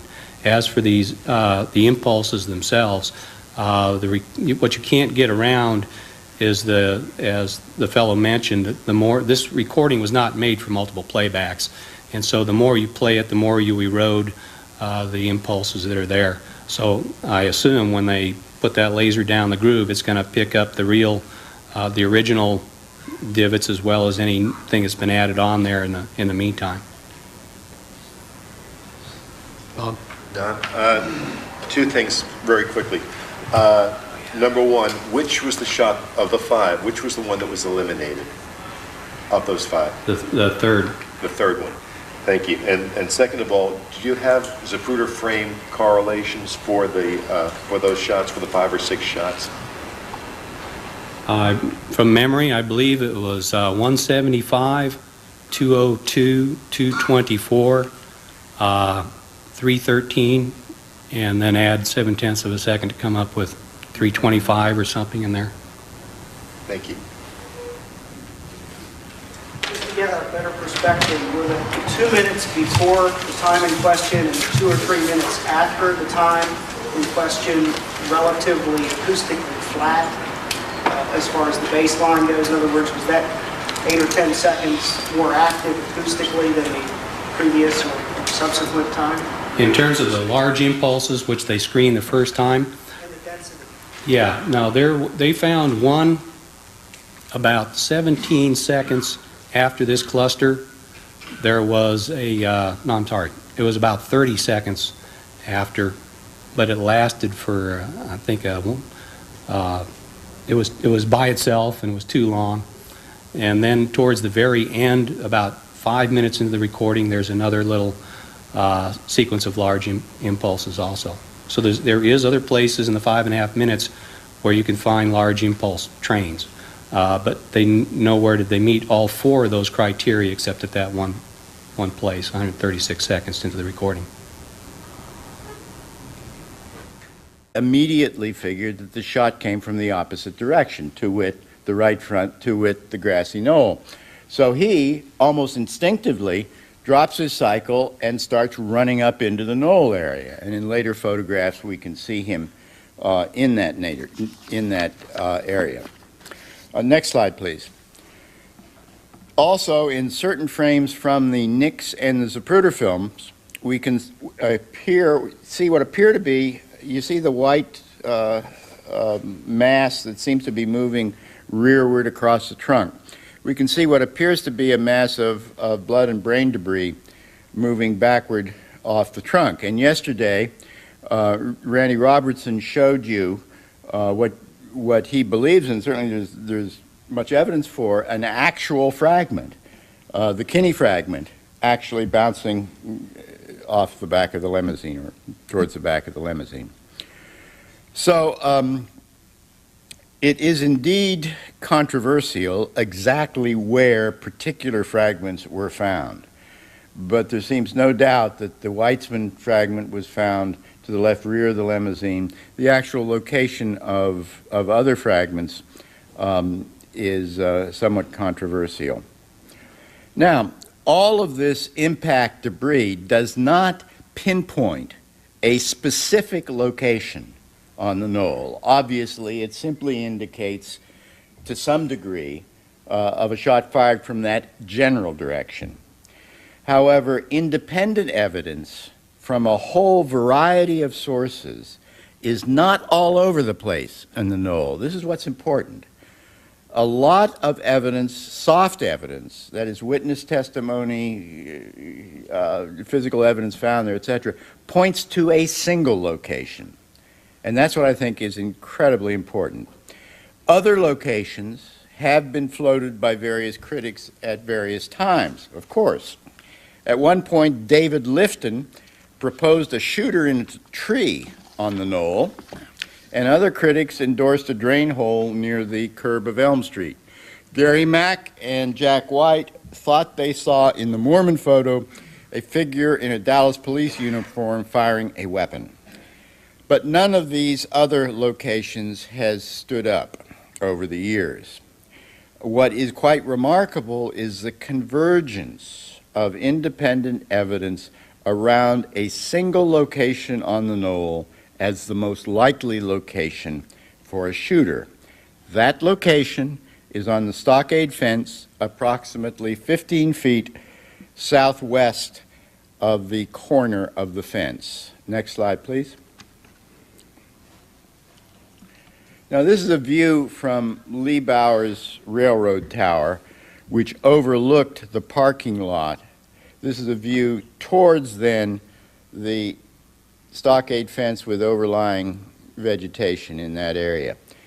In the minutes prior to the assassination, Bowers saw a car circling the parking lot and noticed two men standing against the stockade fence in approximately this location.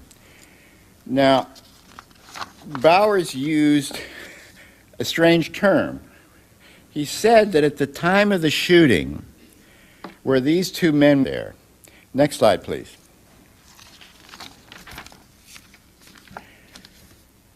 This, of course, is the famous Mormon photograph. Here's President Kennedy. This is coincident with Zapruder frame 315. That is 2/18, 1/9 of a second after impact. Here is the stockade fence. Here's the corner of the stockade fence. Zapruder's pedestal is over in approximately this location. Got it? Now, if we look about 15 feet down from the corner, down to about this location in the Mormon film, we'll see something which I think is very interesting. Next slide, please.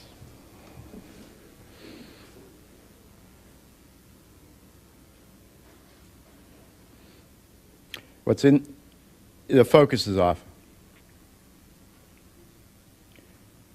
Ah.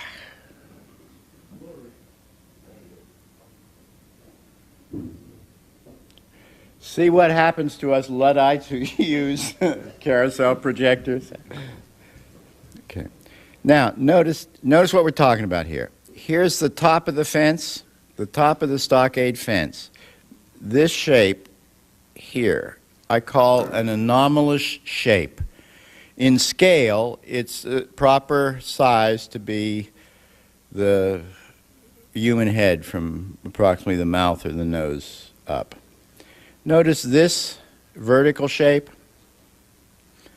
Well, that turns out to be a fixed feature of the site. Next slide, please.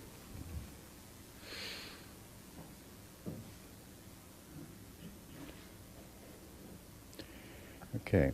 Now, this is a comparison photo. Is that as focused as well as we can get it? Great. Okay, thank you.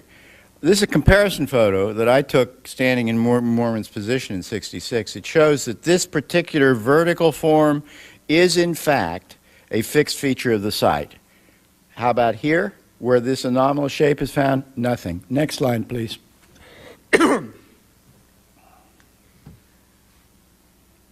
Next. Jesus Christ.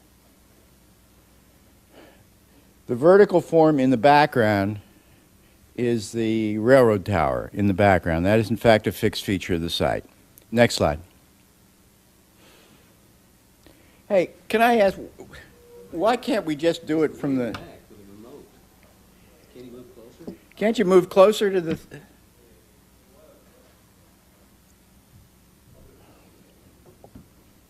Well, that's the one we had before. That went the wrong way.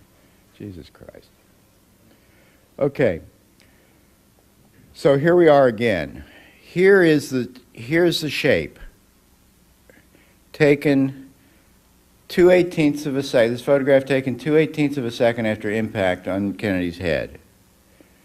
And next slide, please.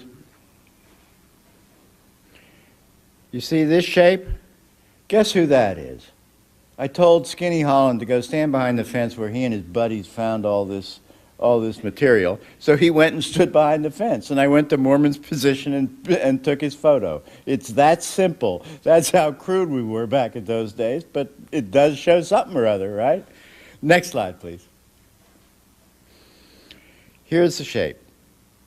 I had to give the studies of David Wimp and Don Thomas a kind of historical setting by laying out how, early on, we came to believe that a shot actually was fired from the knoll. Now, there are certain kinds of evidence that have been alleged as pointing towards a shot from the knoll that are not very substantial. In the seconds after the shooting, many people ran towards the knoll and then gathered in the parking lot behind the stockade fence. First slide, please.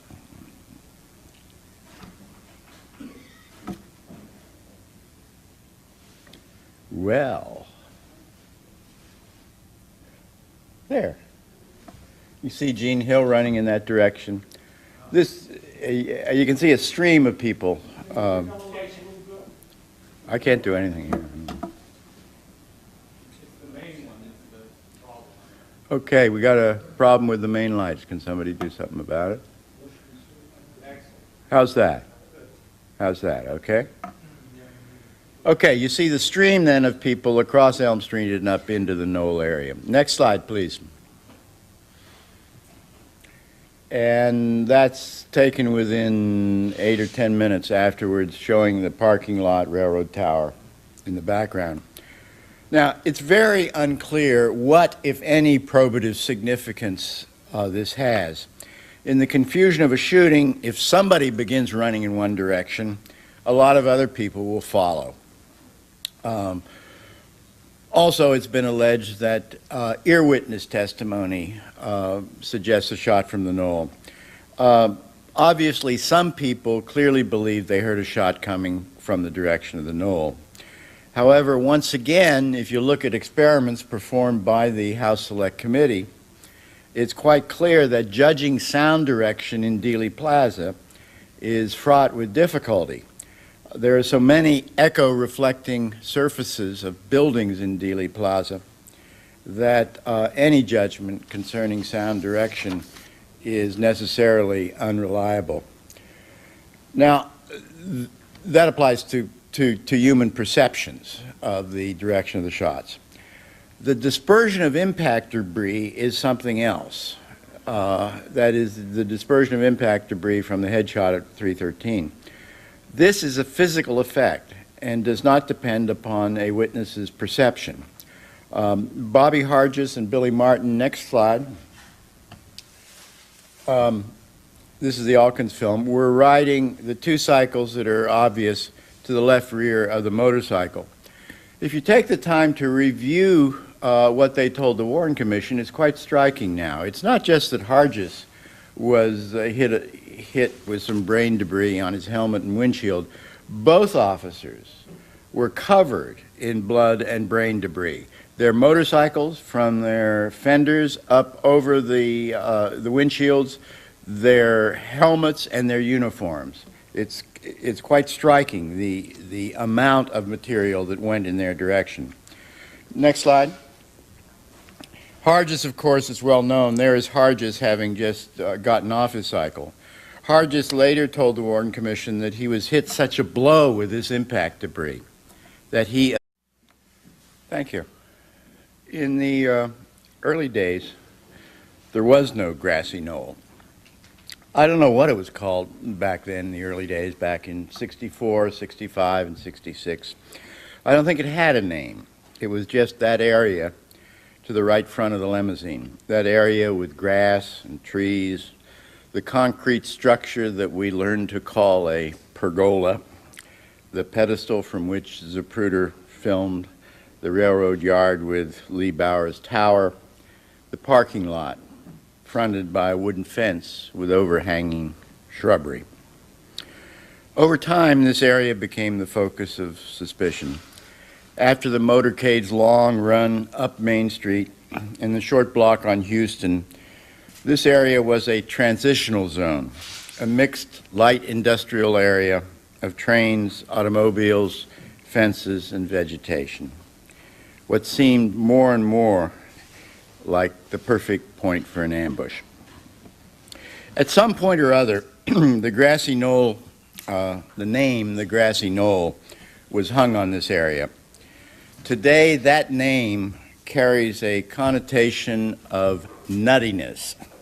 It has become a staple for late-night comedians who joke about grassy knoll conspiracy theorists.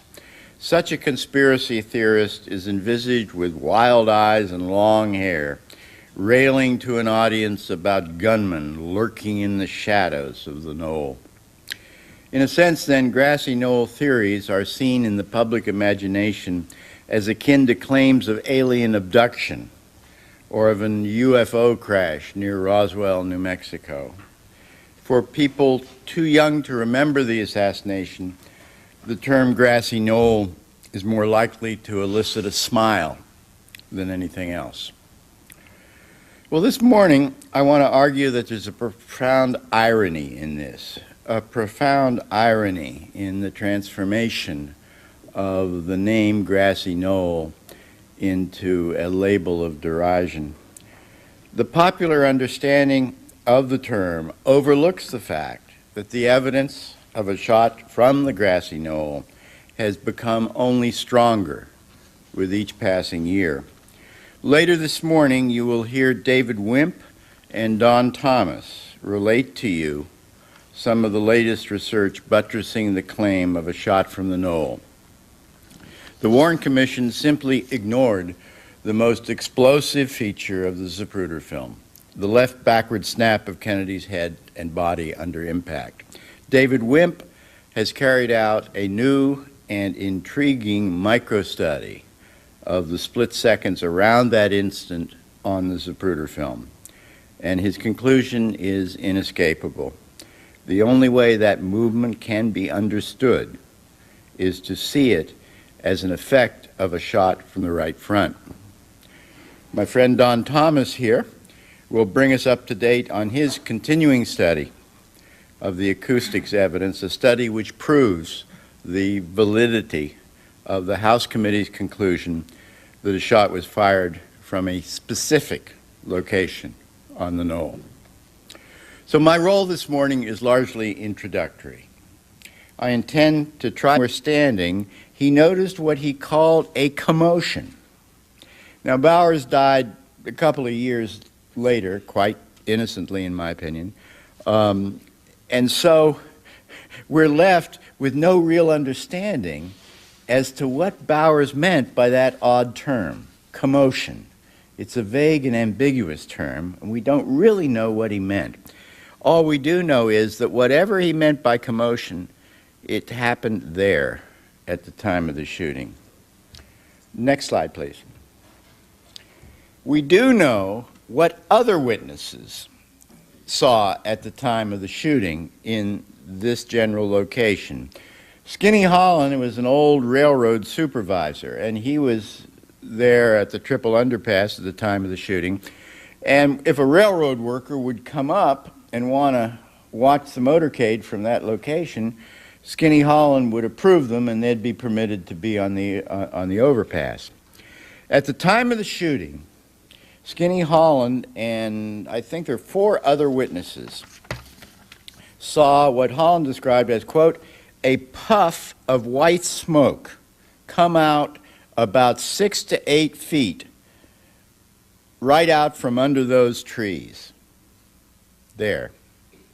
Now what's persuasive about this is that we have affidavits signed in the Sheriff's Department on the afternoon of the 22nd by these people.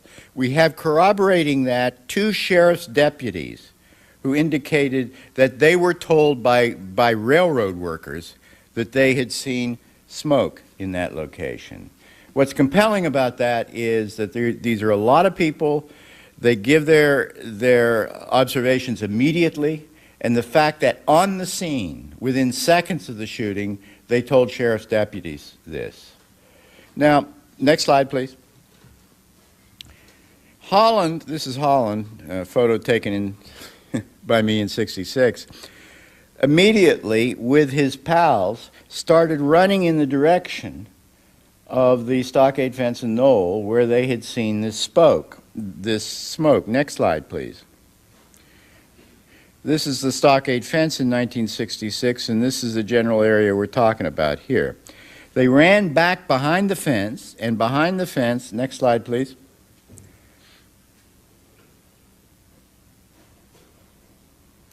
This is Holland standing behind the fence at that location. Next slide, please.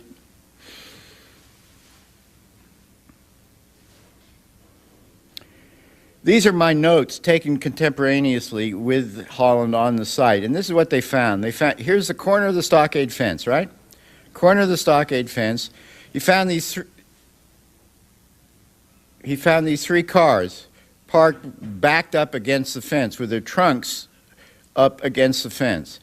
This middle car, which was a light tan old 61, behind that were a whole bunch of new footprints in the mud. Remember that it rained the night before.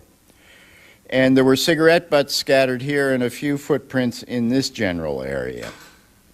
Holland and his friends found this very significant, but there wasn't much to do about it. They didn't find anybody standing there. They didn't find a rifle there. They didn't find any cartridge cases there. But they did find all of that.